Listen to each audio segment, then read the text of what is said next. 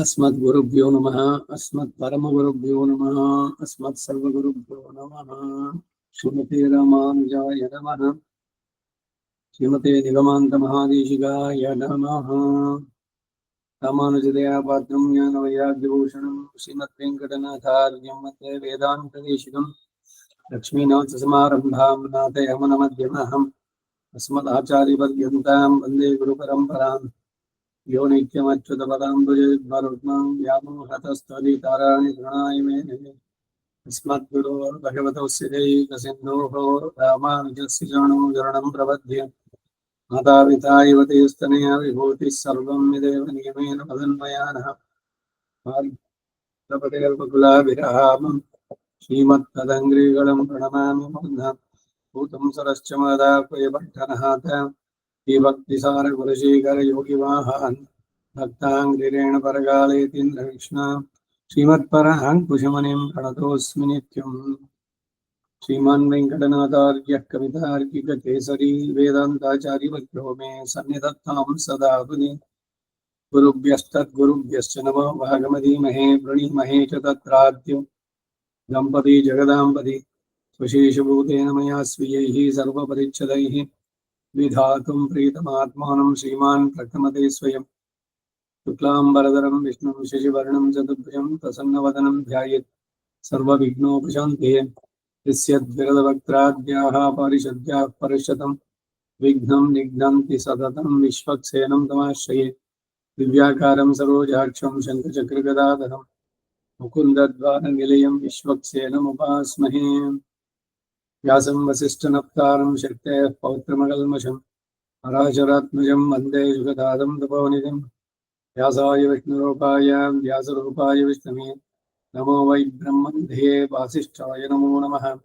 अविकाराय शुद्धाय नित्याय परमात्मने सदैकरूपरूपाय विष्णवे सर्वजिष्णवे सम्यज्ञाय कलापेन महता भारतेन च उपबृंहितवेदाय नमो व्यासाय विष्णवे मणिं स्निग्धाम्बुदा भासं वेदव्यासमकल्मषम् वेदव्यासं सरस्वत्या भासं व्यासं नमाम्यहम् अचतुर्वदनो ब्रह्मः द्विबाहुरपरो हरिः अपाललोचनः शम्भुः भगवान् बादरायणः कृष्णं कमलपत्राक्षं पुण्यश्रवणकीर्तनं वासुदेवं जगद्योनिं नौमि नारायणं हरिं कृष्णाय यादवेन्द्राय ज्ञानमुद्राय योगिने नाथाय रुक्मिणीशाय नमो वेदान्तवेदिने सारथ्यमर्जुनस्याजौ कुर्वन् गीतामृतं ददत् लोकत्रयोपकाराय तस्मै कृष्णात्मने नमः। सर्वोपनिषदो पालनन्दनः पार्थोवत्सस्वरीर्भोक्ता दुग्धं गीतामृतं माते मलनिर्मोचनं संस्थानं दिने दिने सद्गीताम्बसि स्नानं संसारमलमोचनं गीतासुगीता कर्तव्या किमन्यैः शास्त्रविस्तरैः या स्वयं पद्मनाभस्य मुखपद्माद्विनिःसृता सर्वशास्त्रमयी गीता सर्वदेवमयो हरिः सर्वतीर्थमयी गंगा सर्वधर्ममयो मनुः यस्मिन् प्रसादसमुजे कवयोऽपि देते शास्त्राण्यशासुरयन् महिमाश्रयाणि कृष्णेन तेन यदि यस्वयमेव गीतं शास्त्रस्य तस्य सदृशं किमिहस्ति शास्त्रम् भीष्मद्रोणतटा चेत्रथजला गान्धार नीलोत्पला शल्यग्राहवती कृपेण वहिनी कर्णेन वेलाकुलाम् अश्वत्थाम विकर्णघोरमकरा दुर्योधनावर्तिनी सोत्तीर्णाः खलु पाण्डवैरणनदी कैवर्तके केशवी नमोऽस्तु ते व्यासविशालबुद्धे पुल्लारविन्दाय तवत्तनेत्र येन त्वया भारततैलपूर्णः प्रज्वालितो ज्ञानमयप्रदीपः प्रपन्नपारिजाताय तोत्रवेत्रैकपाणिः ज्ञानमुद्राय कृष्णाय गीतामृतदुहे नमः।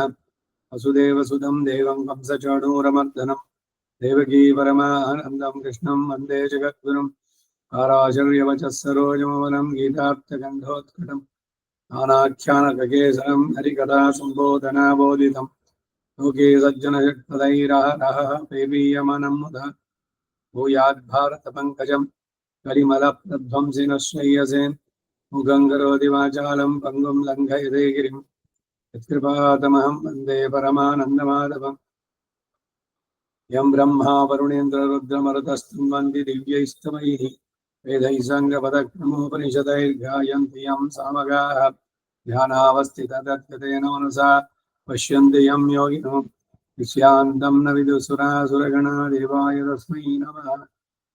आर्ताय प्रतिबोधितां भगवता नारायणेन स्वयं व्यासेन ग्रथितां पुराणमुनिनां मध्ये महाभारतम् अद्वैतामृतवर्षिणीं भगवतीम् अष्टादशाध्यायिनीम् अम्ब त्वामनुसन्धतां भगवद्गीते भवद्वेषिणी अष्टमयी समेत श्रीकृष्णाय परब्रह्मणे नमः। अतः श्रीमद्भगवद्गीतासु उपनिषत्सु ब्रह्मविद्यायां योगशास्त्रे श्रीकृष्णार्जुनसंवादे राजविद्या राजगुह्या योगो नाम नवमोऽध्यायः। श्रीकृष्णाय परब्रह्मणे नमः। श्रीभगवानुवाच इदं तु ते गुह्यतमं प्रवक्ष्याम्यनसूयवे ज्ञानं विज्ञानसहितं यज्ञः त्वा मोक्षसे शुभात्। 6 ಅಧ್ಯಾಯಗಳಿಂದ ಕರ್ಮಯೋಗದ ಮಹಾತ್ಮೆ ಅದರ ಸ್ವರೂಪಾದಿಗಳನ್ನ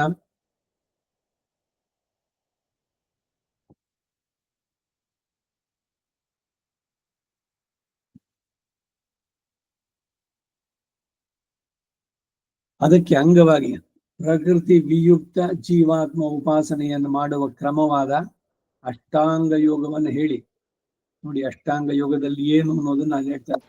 ಪ್ರಕೃತಿ ವಿಯುಕ್ತವಾದಂತಹ ಜೀವಾತ್ಮನ ಉಪಾಸನೆ, ಪ್ರಕೃತಿಯ ಸಂಬಂಧ ಇರಬಾರ್ದು ಆ ರೀತಿ.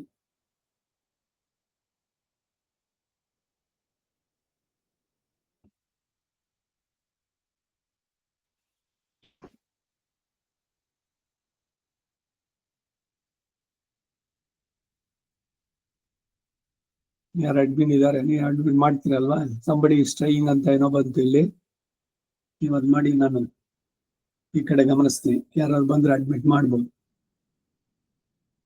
ಪ್ರಕೃತಿ ವಿಯುಕ್ತವಾದಂತಹ ಜೀವಾತ್ಮ ಉಪಾಸನೆ ಅದು ಅಷ್ಟಾಂಗ ಯೋಗದಿಂದ ಆಗುವಂತದ್ದು. ಅದನ್ನ ಹೇಳಿ ಈ ಉಪಾಸನೆಗಿಂತ ಉತ್ಕೃಷ್ಟವಾದ ಉಪಾಸನೆ ಒಂದುಂಟು, ಅದನ್ನ 4 ಜನ ಸುಕೃತಿಗಳು ಮಾತ್ರವೇ ಮಾಡುತ್ತಾರೆ ಅಂತ ಹೇಳಿ, ಅದರಲ್ಲಿಯೇ ಅವರಲ್ಲಿ ಜ್ಞಾನಿಯೇ ಶ್ರೇಷ್ಠ ಎಂದು ಹೇಳಿ ಆತನಿಗೆ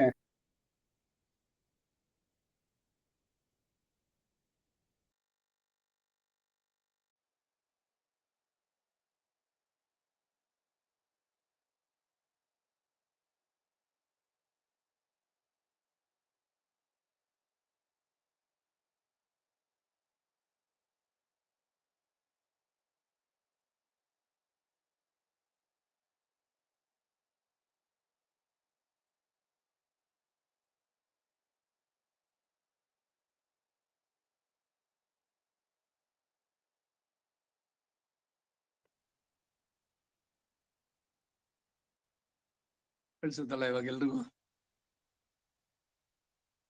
കേട്ടിട്ടുണ്ട് മാമ. ಸರಿ.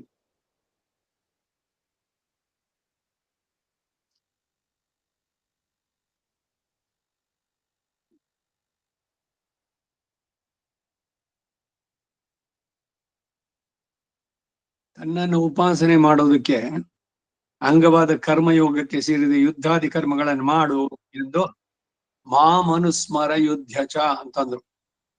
ಭಗವದ್ಗೀತೆ 8ನೇ ಅಧ್ಯಾಯದ 7ನೇ ಶ್ಲೋಕ. ಹೀಗೆ ನೀನು ಜ್ಞಾನಿಯಾಗಿ ಉಪಾಸನೆ ಮಾಡೋದಕ್ಕೆ ಭಕ್ತಿ ಶಬ್ದ ವಾಚ್ಯವಾದ ಉಪಾಸನೆಯನ್ನ, ಸ್ವರೂಪವನ್ನ, ಅದರ ಮಹಾತ್ಮೆಯನ್ನ ತಿಳಿಯುವುದು ಅವಶ್ಯಕವಾದ್ದರಿಂದ ಅವುಗಳನ್ನ ಈ ಅಧ್ಯಾಯದಲ್ಲಿ ಉಪದೇಶಿಸುವುದಾಗಿ ಪ್ರತಿಜ್ಞಾ ವಾಕ್ಯವನ್ನು ದಯಪಾಲಿಸ್ತಾರೆ. ಯಜ್ಞ, ದಾನ, ತಪಸ್ಸುಗಳು ಅನುಷ್ಠಾನ, ಯಾವ ಪ್ರಧಾನವಾಗಿರುವ ಉಪಾಯ ಅನುಷ್ಠಾನಕ್ಕೆ ಕಾರಣವೋ, ಮೂಲವೋ, ಹೇತುವೋ ಅಂತಹ ಮುಖ್ಯೋಪಾಯ ಸಾಧಿಸಿಕೊಡುವ ಶ್ರೇಯಸ್ಸು ಈ ಯಜ್ಞ, ದಾನ, ತಪಸ್ಸುಗಳು ಕೊಡಬಹುದಾದ ಶ್ರೇಯಸ್ಸಿಗಿಂತಲೂ ನಿರತಿಶಯವಾದ, ಶಾಶ್ವತವಾಗಿ ಸರ್ವೋತ್ಕೃಷ್ಟವಾದದೋ ಅಂತಹ ಗುಹ್ಯತಮವಾದ ಉಪಾಯವನ್ನು ಕುರಿತು ಸರ್ವವನ್ನು ತಿಳಿಸ್ತೇನೆ. ಅಂತಹ ಉಪಾಯ ಅನುಷ್ಠಾನದ ಮಹಿಮೆಯನ್ನು ಅರಿತು ಆಚರಿಸಿದ್ರೆ ಎಲ್ಲ ಅಮಂಗಳಗಳಿಂದ ಬಿಡಲ್ಪಡುವೆ ಅಂತ ಉಪದೇಶಿಸ್ತಾರೆ. ರುಕ್ಮಿಣಿ ಸಹಿತನಾದ ಶ್ರೀಕೃಷ್ಣ ಭಗವಾನ್ ಹೇಳುತ್ತಾರೆ ಏನು ಅಂದ್ರೆ, ಏ ಅರ್ಜುನನೇ, ಅನಸೂಯನೇ. ಅಸೂಯೆ ಅಂದ್ರೆ ದೋಷವಿಲ್ಲದ ಸ್ಥಳದಲ್ಲಿ ದೋಷಾರೋಪಣೆ. ಅಸೂಯೆ ಅಂದ್ರೆ ಏನು ಅಂತ, ಇದು ಅಹಿತರಲ್ಲಿ ದ್ವೇಷ ಬುದ್ಧಿಯನ್ನು ಉಂಟಾಗುವಂತಹದ್ದು. ಈಗ ನನ್ನ ಮಾತಿನಲ್ಲಿ ಈಶದಪಿ ಮಾತ್ಸರ್ಯವಾಗಲಿ ದ್ವೇಷ ಬುದ್ಧಿಯಾಗಲಿ ಇಲ್ಲವಾಗಿ ನಾನು ಉಪದೇಶಿಸುವೆಲ್ಲ ಪರಮಹಿತ ಎಂಬ ನಂಬಿಕೆ ನಿನ್ನಲ್ಲಿ ಇರುವುದರಿಂದ ನೀನು ಅನಸೂಯ. ಅಂತಹ ಮಾತ್ಸರ್ಯವಿಲ್ಲದ ತೇ ಪರಮಹಿತನಾದ ನಿನಗೆ ಇಂತಹ ಗುಹ್ಯತಮವಾದ ಉಪದೇಶಕ್ಕೆ ಸರ್ವವಿಧ ಯೋಗ್ಯತೆಯೋ ಇರುವ ನಿನಗೆ. ಅದಕ್ಕೇನೆ ಉಪದೇಶಂತಿ ಉಪದೇಶಂತಿ ಜ್ಞಾನಿ ಅಲ್ಲಿ ಬರಬೇಕಾದ್ರೆ ಭಗವದ್ಗೀತೆ ಮಾತೆ ಅದು, ಜ್ಞಾನಿನಃ ತತ್ವದರ್ಶಿನಃ ಅಂತ. ಅದಕ್ಕೆ ಬರ್ಬೇಕಾದ್ರೆ ಅವನು ಸಮಿತ್ ಪಾಣಿಹಿ ಇವೆಲ್ಲ ಹೇಳ್ಬೇಕಾದ್ರೆ ಕೇಳುವನ ಬಲ್ಲಿ ಪೂರ್ಣವಾದಂತಹ ನಂಬಿಕೆ, ವಿಶ್ವಾಸ, ಶ್ರದ್ಧೆ ಇರಬೇಕು. ಮಾತ್ಸರ್ಯ ಇರಬಾರದು. ಅನಸೂಯ ಅಂತಂದ್ರೆ ಇವನೇನ್ ಮಹಾ ಹೇಳ್ತಾನೆ ಅಂತ ಅನ್ಕೊಂಡ್ ಬಂದ್ರೆ ಯಾವುದನ್ನು ಸಿದ್ಧಿ ಆಗೋದಿಲ್ಲ. ಅದ್ರಲ್ಲಿ ಭಕ್ತಿ ಶ್ರದ್ಧೆ ಇರಬೇಕು, ಹೇಳೋದ್ರಲ್ಲಿ ನಂಬಿಕೆ ಇರಬೇಕು. ಇವೆಲ್ಲ ಈ ನ್ಯಾಸ ವಿಂಶತಿನಲ್ಲಿ ಶಿಷ್ಯ ಗುರುವಿನ ಲಕ್ಷಣಗಳೆಲ್ಲ ಬಹಳ ಡೀಟೇಲ್ ಆಗಿ ಹೇಳಿ ಎಲ್ಲ ಇದ್ ಮಾಡಿದ್ದಾರೆ. ಆ ರೀತಿ ಇರುವಂತಹ ಶಿಷ್ಯನನ್ನ ನೋಡಿ ಅವನಿಗೆ ಅನುಗ್ರಹಿಸಬೇಕು. ಇದು ಅತ್ಯಂತ ಗುಹ್ಯತಮವಾದದ್ದು ಅಂತಾರೆ. ಮೊದಲೇ ಅದು ರಹಸ್ಯವಾದದ್ದು. ಗುಹ್ಯ ಅಂದ್ರೇನು? ಗೂಢ, ಇನ್ನೊಬ್ಬರಿಗೆ ತಿಳಿಯದೇ ಇರುವುದು. ಗುಹ್ಯ, ಗುಹ್ಯತರ, ಗುಹ್ಯತಮ, ಸೂಪರ್ಲೇಟಿವ್ ಡಿಗ್ರಿ. ಅತ್ಯಂತ ಗುಹ್ಯತಮವಾದದ್ದು ಇದನ್ನು ತಿಳಿಸ್ತೀನಿ ಅಂತ. ಇದಲ್ಲೇನೆ ಬರೋದಿಲ್ಲ ಇವಾಗ. ಮತ್ತೆ ರಾಮಾನುಜರ ಕಥೆನಲ್ಲೇನೆ 17 ಬಾರಿ ಕಳ್ಸಿದ್ರಲ್ಲ ಅವ್ರ ಗುರುಗಳೇನ್ ಹೇಳಿದ್ದು, ಮುಂದಕ್ಕೆ ರಾಮಾನುಜರಿಗೆ ಎಲ್ಲದನ್ನು ತಿಳಿಸಿ ಅಂತ 5 ಜನರಿಗೂ ಕೂಡ. ಯಾಮನರ ಶಿಷ್ಯರು ಅಷ್ಟಾಕ್ಷರಿಯನ್ನು ಹೇಳೋದಕ್ಕೆ 17 ಸಾರಿ ಪರೀಕ್ಷೆ ಮಾಡ್ಬೇಕ ರಾಮಾನುಜರನ್ನ. ಯಾಕೆಂದ್ರೆ ಅದು ಅಷ್ಟು ಗುಹ್ಯತಮವಾದದ್ದು, ಅಪಾತ್ರರಲ್ಲಿ ಹೇಳ್ಬಾರ್ದು. ಇಷ್ಟೆಲ್ಲ ರೆಸ್ಟ್ರಿಕ್ಷನ್ ಇದ್ದು ಎಲ್ಲ ಮಾಡಿ ನೋಡಿ ಕತೆ ಮುಂದಕ್ಕೆ ಹೆಂಗ್ ಬಂದ್ಬಿಡುತ್ತೆ. ಅಲ್ಲಿ ರಾಮಾನುಜರನ್ನ ಹೈಲೈಟ್ ಮಾಡೋಕ್ ಹೋಗಿ ಅಷ್ಟೆಲ್ಲ ಹೇಳಿದ್ರು ಕೂಡ, ನೀವಿಷ್ಟು ಹೇಳಿದ್ರಿ, ನನಗ್ ಗೊತ್ತು ನಿಮ್ಮ ಆಜ್ಞೆಯನ್ನು ಉಲ್ಲಂಘಿಸಿದ್ದೇನೆ, ನಾನು ರೌರವ ನರಕಕ್ಕೆ ಹೋದ್ರು ಪರವಾಗಿಲ್ಲ, ಇಷ್ಟು ಜನ ಉದ್ಧಾರ ಆಗ್ಬಿಡ್ತಾರಲ್ಲ, ಅದರಿಂದ ನಾನ್ ನರಕಕ್ಕೆ ಹೋದ್ರು ಪರವಾಗಿಲ್ಲ ಅಂತ ಹೇಳ್ಬಿಟ್ರು ಅಂತ. ಗೋಷ್ಠಿ ಪೂರ್ಣರಿಗಿಂತ ರಾಮಾನುಜನ್ ಮೇಲೆ ಹೇಳ್ಸೋದಕ್ಕೆ ಅವ್ರು ಹೇಳಿದ್ದು. ಅವ್ರಿಗೇನು ಏನೋ ಬೇರೆ ಇತ್ತ? ಅವರು ಗುರುಮುಖದಲ್ಲಿ ಹೇಳ್ಬೇಕಾದ್ರೆ ಯಾರಿಂದ ಕಲಿತಿದ್ರೋ, ಯಾರಿಂದ? ಯಮುನಾಚಾರ್ಯರಿಂದ, ಆಳವಂದಾರರಿಂದ. ಎಲ್ಲವನ್ನು ಧಿಕ್ಕರಿಸ್ಬಿಟ್ಟು ಏನೋ ದೊಡ್ಡದಾಗಿ ಮಾಡದೆ ಅಂತ ಅಂದ್ಬಿಟ್ಟು ಅದನ್ನ ಹೇಳುವ ವಿಧಾನದಲ್ಲೇನೆ ಬೇರೆ ಮಾಡಿ. ಇವರು ಹೋಗಿದ್ದು 17 ಬಾರಿ ಸುಮ್ನೆ ದೇವಸ್ಥಾನದಲ್ಲಿ ಹತ್ಬಿಟ್ರು, ಅಲ್ಲಿಂದ ಕರೆದ್ಬಿಟ್ಟು ಎಲ್ರಿಗೂ ಹೇಳ್ಬಿಟ್ರು. ಏನ್ ಹೇಳಿದ್ರು? ಅದ್ರ ಬಗ್ಗೆ ಏನಾದ್ರು ಇದೆಯೋ ಅಲ್ಲಿ? ಸರಿ, ಅವ್ರಿಗೆ ಎಲ್ರು ಹೇಳ್ದು, ಎಲ್ರಿಗೂ ಓಂ ನಮೋ ನಾರಾಯಣಾಯ ಅಂತ ಹೇಳ್ಬಿಟ್ರು. ಈಗೇನು ರಾಮಾನುಜರೇ ಬಂದ್ ಹೇಳ್ಬೇಕಾ? ಎಲ್ಲ ಕ್ಯಾಸೆಟ್ಗಳಲ್ಲೇ ಇದೆ, ಎಲ್ಲ ಸ್ತ್ರೀಯರು ಇದೆ, ಇದ್ ಮಾಡಿದ್ದು ಇದೆ, ರೆಕಾರ್ಡು ಇದೆ. ಆ ಮಂತ್ರ ಅರ್ಥಪೂರ್ಣವಾಗಿ ಅದು ತಿಳಿಯಬೇಕಾದ್ರೆ ಆ ಗುರುವಿನಲ್ಲಿ ಅವನಿಗೆ, ಆ ಶಿಷ್ಯನಲ್ಲಿ ಪರೀಕ್ಷೆ ಮಾಡ್ಬಿಟ್ಟು ಆಮೇಲೆ ಅದನ್ನ ಹೇಳು. ಇಲ್ದಿದ್ರೆ ನಿನ್ ಜೊತೆಗೆ ಅದು ಮರೆತರು ಹೋದ್ರೂ ಪರವಾಗಿಲ್ಲ, ಅದೇನು ಹೋಗೋದಿಲ್ಲ. ಸರಿಯಾದ ಶಿಷ್ಯ ಸಿಗದೆ ಇದ್ರೆ ಹೇಳ್ಬೇಡ ಅಂತ ಅಂದ್ಬಿಟ್ಟು ಇಷ್ಟೆಲ್ಲ ಗುಹ್ಯತಮಂ ಅಂತ. ಸೊ ಅದರಿಂದ ಶಿಷ್ಯನ ಪರೀಕ್ಷೆಯನ್ನ ಮಾಡಿ ಆಮೇಲೆ ಅವನಿಗೆ ಹೇಳೋದು. ಸುಮ್ನೆ ಎಲ್ರನ್ನೂ ಕರ್ದ್ಬಿಟ್ಟು ಬನ್ನಿ, ಎಲ್ರಿಗೂ ಹೇಳ್ತೀನಿ ಹೇಳೋದಕ್ಕೆ ಅಥವಾ ಕೇಳೋವ್ರಿಗೆ ಅವ್ರಿಗೆ ಅಯೋಗ್ಯತೆ ಇದೆಯಾ? ಅಯೋಗ್ಯರಲ್ಲಿ ಹೇಳ್ಬಾರ್ದು, ಅದರಲ್ಲಿ ನಂಬಿಕೆ ಶ್ರದ್ಧೆ ಇಲ್ಲದವ್ರಿಗೆ ಹೇಳ್ಬಾರ್ದು. ಅದರಿಂದ ಏನು ಅಂದ್ರೆ ಆ ಗ್ರಂಥಕ್ಕೆ ಅವಮಾನ ಮಾಡದಂತಾಗುತ್ತೆ.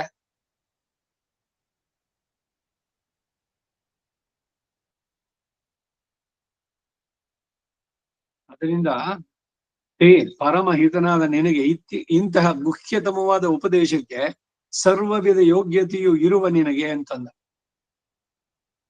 ಇದಂತೂ ಇನ್ನು ಮುಂದೆ ಈ ಅಧ್ಯಾಯದಲ್ಲಿ ಹೇಳುವುದಾದ್ರೂ ಗುಹ್ಯತಮಂ ಅತ್ಯಂತ ಪರಮ ರಹಸ್ಯವಾದದ್ದು, ಸೂಪರ್ಲಿಟಿವ್ ಡಿಗ್ರಿ, ಗುಹ್ಯ, ಗುಹ್ಯತರ, ಗುಹ್ಯತಮ.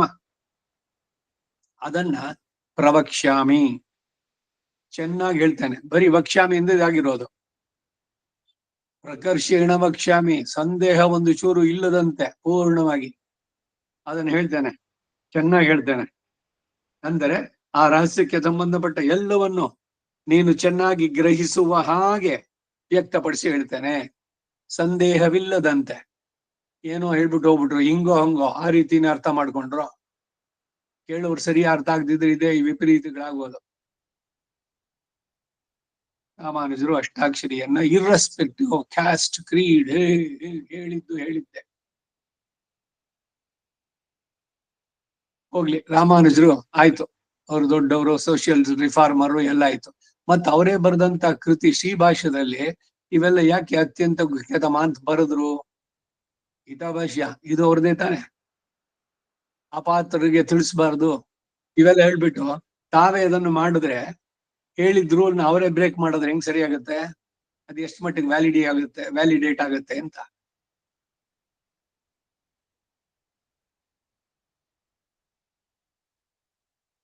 ವಿಜ್ಞಾನ ಸಹಿತ ವಿಶೇಷ ಜ್ಞಾನಗಳಿಂದ ಕೂಡಿದ ಜ್ಞಾನಂ, ಸಾಧ್ಯೋಪಾಯವಾದ ಭಕ್ತಿ ಎಂದು ಹೇಳಿಸಿಕೊಳ್ಳುವ ಉಪಾಸನದ ಸ್ವರೂಪವನ್ನ ಪ್ರವಕ್ಷ್ಯಾಮಿ, ವಿಶೇಷವಾಗಿ ಹೇಳ್ತಾನೆ, ವಿಶೇಷಿಸಿ ಹೇಳ್ತಾನೆ, ನಿನಗೆ ಚೆನ್ನಾಗಿ ಅರ್ಥವಾಗಿ ಹೇಳ್ತಾನೆ.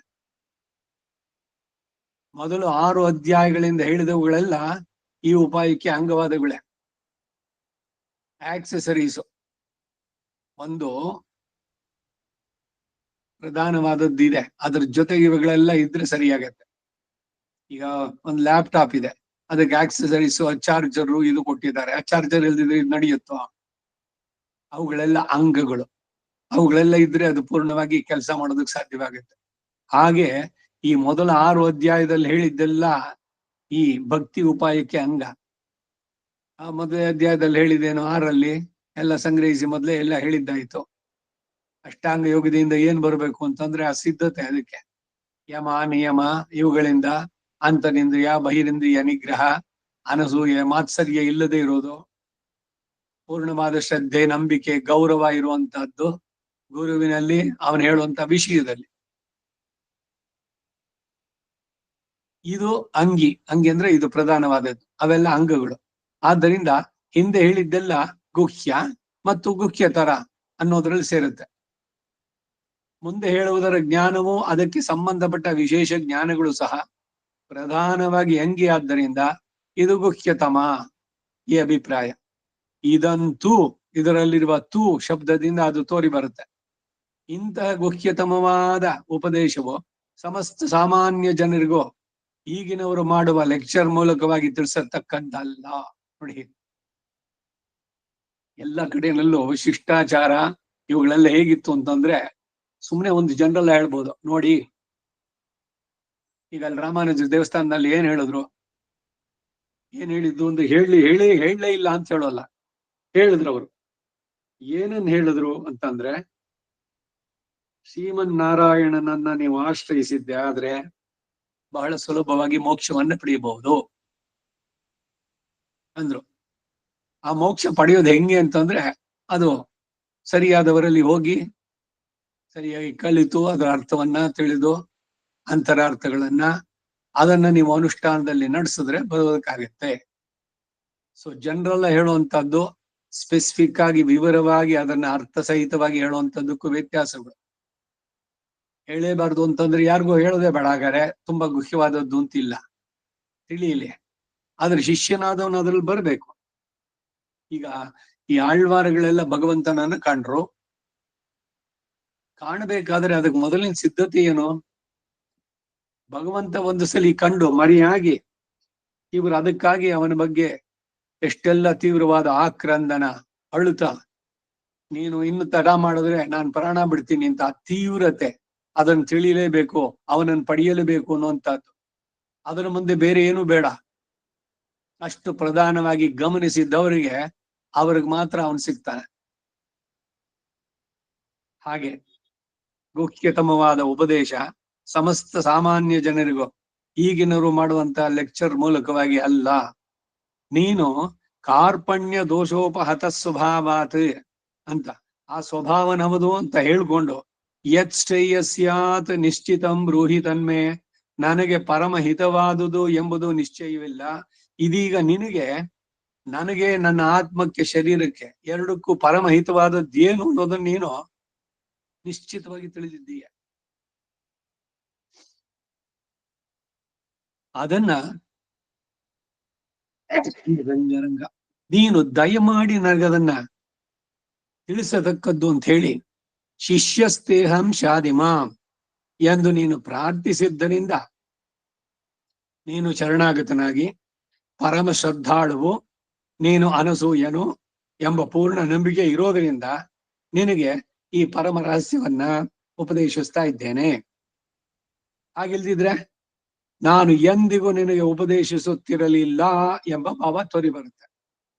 ಇಂತಹ ಪರಮಹಿತವಾಗಿಯೂ ಗುಹ್ಯತಮವಾಗಿಯೂ ಇರುವಂತಹ ಸರ್ವೋತ್ಕೃಷ್ಟವಾದ ಉಪದೇಶವನ್ನ ಅಸೂಯಾಪರರಾಗಿ ದುಷ್ಟರಾಗಿರುವ ದುರ್ಯೋಧನ ದುಶ್ಯಾಸನಾದಿಗಳಿಗೆ ನಾನು ಹೇಳಲಿಲ್ಲ.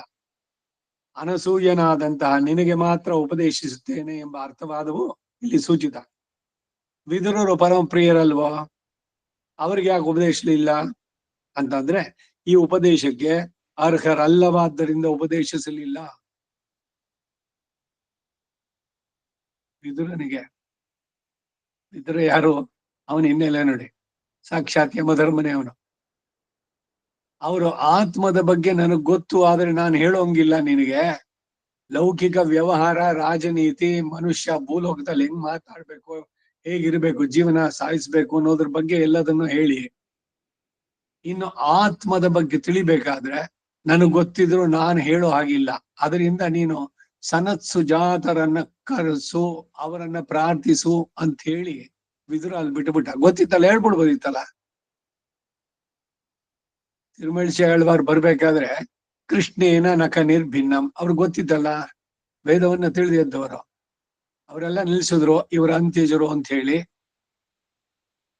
ಅದಕ್ಕೆ ಭತ್ತದ ಇದರಿಂದ ತೆಗೆದು, ಹೊಡೆಯಿಂದ ಒಂದು ಇದನ್ನ ತೆಗೆದು ಅದನ್ನ ಸೀಳಿ ತೋರಿಸಿ ಉಗುರಿನಿಂದ ಹಿಂಗೆ ಬಿಡಿಸಿ ಕೃಷ್ಣೇನ ನಖ ನಿರ್ಭಿನ್ನಂ ಅನ್ನೋ ಜಾಗದಲ್ಲಿ ನಿಲ್ಸಿದ್ರಿ.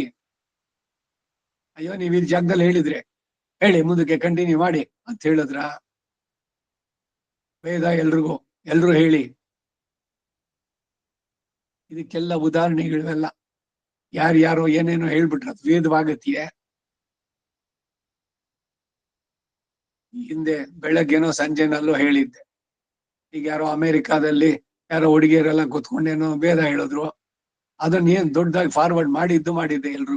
ಮೂರ್ಖತನ. ಅದು ವೇದಕ್ಕೆ ಅಪಚಾರ ನೀವು ಮಾಡ್ತಾ ಇರೋದು.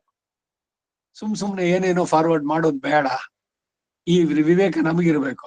ಯಾವುದು ಗುಖ್ಯತಮವೋ ಯಾವುದು ಅದು, ಅವ್ರಿಗೆ ಆ ಯೋಗ್ಯತೆ ಬೇಕಾದ್ರೆ ಅದ್ರಲ್ಲಿ ಆಸಕ್ತಿ ಇರಬೇಕು, ಶ್ರದ್ಧೆ ಇರಬೇಕು.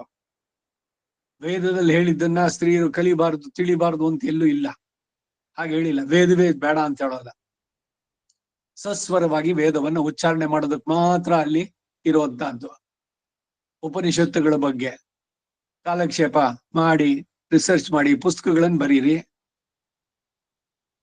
ಯಜ್ಞೋಪವೀತ ಏವ ಅಧೀಯೀತ. ಆ ಸ್ವಾಧ್ಯಾಯ ಅಂದ್ರೆ ಏನು? ಸ್ವರಸಹಿತವಾಗಿ ಪದಗಳನ್ನ ಗ್ರಹಿಸಿ ಅಧ್ಯಯನ, ಅಧ್ಯಾಪನ ಅದು ಮಾಡುವಂಥದ್ದಕ್ಕೆ ವೇದ. ಇಲ್ದಿದ್ರೆ ಬೇರೆ ವೇದವಾಗೋದಿಲ್ಲ. ಎಲ್ಲವೂ ಅರ್ಥಪೂರ್ಣವಾಗಿದೆ.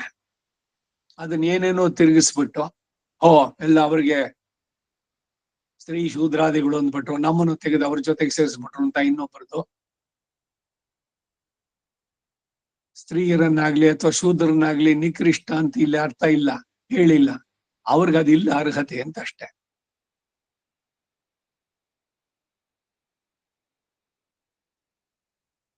ನಾಲ್ಕು ಜನ ಮಕ್ಳಿದ್ದಾರೆ. ದೊಡ್ಡವನು ಮೆಡಿಕಲ್ ಓದ್ತಾ ಇದ್ದಾನೆ. ಅವ್ನಿಗೆ ಏನೇನೋ ಪುಸ್ತಕಗಳು ಬೇಕು, ಅನಾಟಮಿ, ಫಿಸಿಯಾಲಜಿ, ಅದು ಇದು ಎಲ್ಲ. ಅದ್ ತಗೊಂಡು 3ನೇ ಕ್ಲಾಸ್ ಇರೋ ಪುಸ್ತಕ ತಗೊಂಡು ನೀನು ಅದನ್ನು ಓದು ಅಂತಂದ್ರೆ ಅದಕ್ಕೆ ಆ ಯೋಗ್ಯತೆ ಇದೆಯಾ? ಆ ಪ್ರಬುದ್ಧತೆ ಬಂದಿದ್ಯಾ? ಈಗ ನಿಂದಲ್ಲಪ್ಪ ಅದು ಪುಸ್ತಕ, ಅದು ದೊಡ್ಡವನ್ಗೆ ಅಂತ ಅಂದ್ಬಿಟ್ಟಂದ್ರೆ ಅವನು ಪಾರ್ಶಿಯಾಲಿಟಿ ಮಾಡುದು ಅಂತ ಅಂದ ಆಗತ್ಯೆ.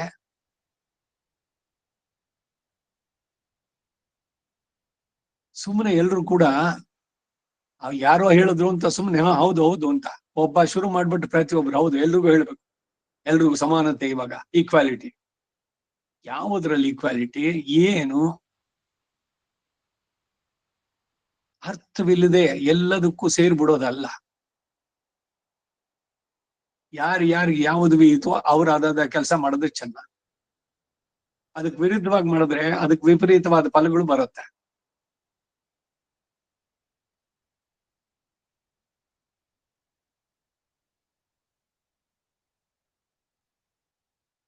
ವಿದುರನಿಗೆ ಯಾಕೆ ಹೇಳಲಿಲ್ಲ ಅಂದ್ರೆ ಅವನಿಗೆ ಯೋಗ್ಯತೆ ಇಲ್ಲ ಅಂದು. ಕರೆಕ್ಟ್. ಇಲ್ಲಿ ವಿದುರನ ಅವಮಾನ ಮಾಡಿದ್ದಲ್ಲ, ಅವನು ದಾಸಿಪುತ್ರನಾಗಿ ಜನಿಸಿದ್ದಾನೆ, ಅವನೇ ಸ್ವತಃ ಹೇಳ್ಕೊಂಡ. ಸತ್ ಶೂದ್ರರು ಅವರುಗಳು ಇದಕ್ಕೆಲ್ಲ ಕಾಂಪಿಟೇಷನ್ ಬರೋಲ್ಲ.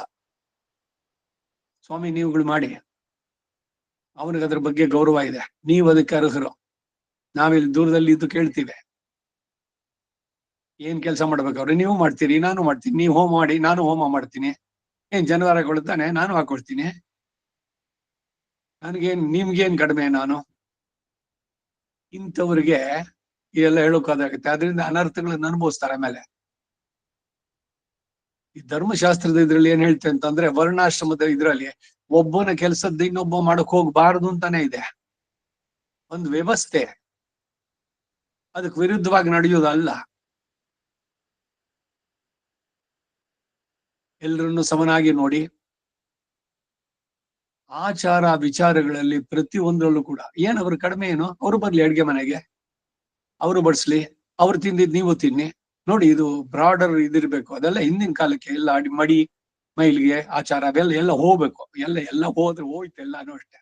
ಬರೀ ಅಷ್ಟೇ ಅಲ್ಲ, ಎಲ್ಲಾನು ಹೋಗತ್ತೆ. ಅವರನ್ನ ನಿಂದನೆ ಮಾಡೋದಲ್ಲ.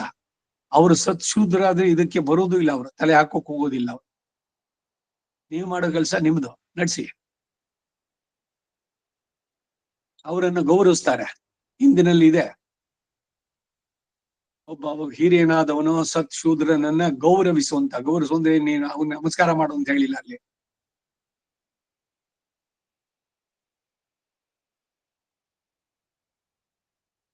ಉದ್ದವರು ಅರ್ಹರಾದ್ದರಿಂದ ಅವರಿಗೆ ಪೃಥಕ್ಕಾಗಿ ನಾನು ಉಪದೇಶಿಸಿದ್ದೇನೆ. ಇವೇ ಮೊದಲಾದವುಗಳು ಅರ್ಥವಾಗಿ ತೋರುತ್ತೆ. ನೀನು ಈ ನನ್ನ ಅವತಾರಕ್ಕೆ ಸಂಬಂಧಿಸಿದ ನರ ಅವತಾರಿಯಾಗಿ ನಾನು ನಾರಾಯಣನಾದ್ದರಿಂದ ಇತರ ಅನೇಕ ಕುಚೇಲಾದಿ ಬ್ರಾಹ್ಮಣರನ್ನೆಲ್ಲ ಬಿಟ್ಟು ನಿನಗೆ ಉಪದೇಶಿಸುತ್ತೇನೆ. ನೀನು ಪ್ರಿಯೋಸಿಮೆ ಇತ್ಯಾದಿ ಭಾವಗಳು ಅರ್ಥವಾಗಿ ತೋರು ಬರುತ್ತೆ.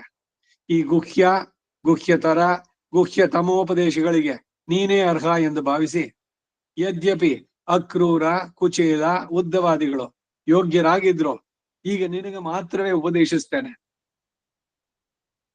ಆದರೆ ನೀನು ನಾನೂ ಸಹ ಅವರ ಅವತಾರ ಪುರುಷರಾದ್ದರಿಂದ ನಾನು ನಿನಗೆ ಉಪದೇಶಿಸುವುದೇ ಯುಕ್ತ.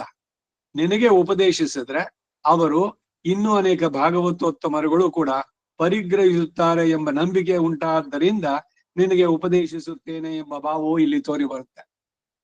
ಅದಕ್ಕೆ ನಿಮಿತ್ತ ಮಾತ್ರಂ ಭವ ಸವ್ಯಸಾಚಿನ್ ಅಂದ್ರು. ಬರೀ ಯುದ್ಧದಲ್ಲಿ ಅವರುಗಳಿಗೆ ಪ್ರಾಣ ತೆಗೆದಿದ್ದಷ್ಟೇ ಅಲ್ಲ, ಎಲ್ಲದಕ್ಕೂ ಕೂಡ ನೀನೊಬ್ಬ ನಿಮಿತ್ತ. ಭಾಗವತದಲ್ಲಿ ಆ ಕಂಡೀಷನ್, ಯಾರು ಭಾಗವತ ಸಪ್ತಾಹನೋ ಇಲ್ಲ ನಿರಂತರವಾಗಿ ಹೇಳ್ತಿರೋ, ಒಬ್ಬ ಸತ್ ಇವನನ್ನು ಕೂರಿಸ್ಕೊಳ್ಬೇಕು, ಪಾತ್ರನನ್ನ. ಒಬ್ಬ ಶ್ರೋತ್ರಿಯನನ್ನ ಮುಂದೆ ಕೇಳೋದಕ್ಕೆ ಅಂತ ಅವನು ಕೇಳುಗ ಒಬ್ಬನ ಮೊದಲು ಅವನಿಗೆ ಹೇಳೋ ವಿಧಾನದಲ್ಲಿ ಬೇರೆ ಇತರವರೆಗೂ ಅಲ್ಲಿ ತಿಳಿಸುವಂತ ಒಂದು ವ್ಯವಸ್ಥೆ. ಶುಕ, ಪರೀಕ್ಷಿತ ಹೇಳ್ದ, ಮೈತ್ರೇಯ ಇವರುಗಳು ಬಂದಿದ್ದು ಮುಂದಕ್ಕೆ ಸಂವಾದ. ಹೀಗೆ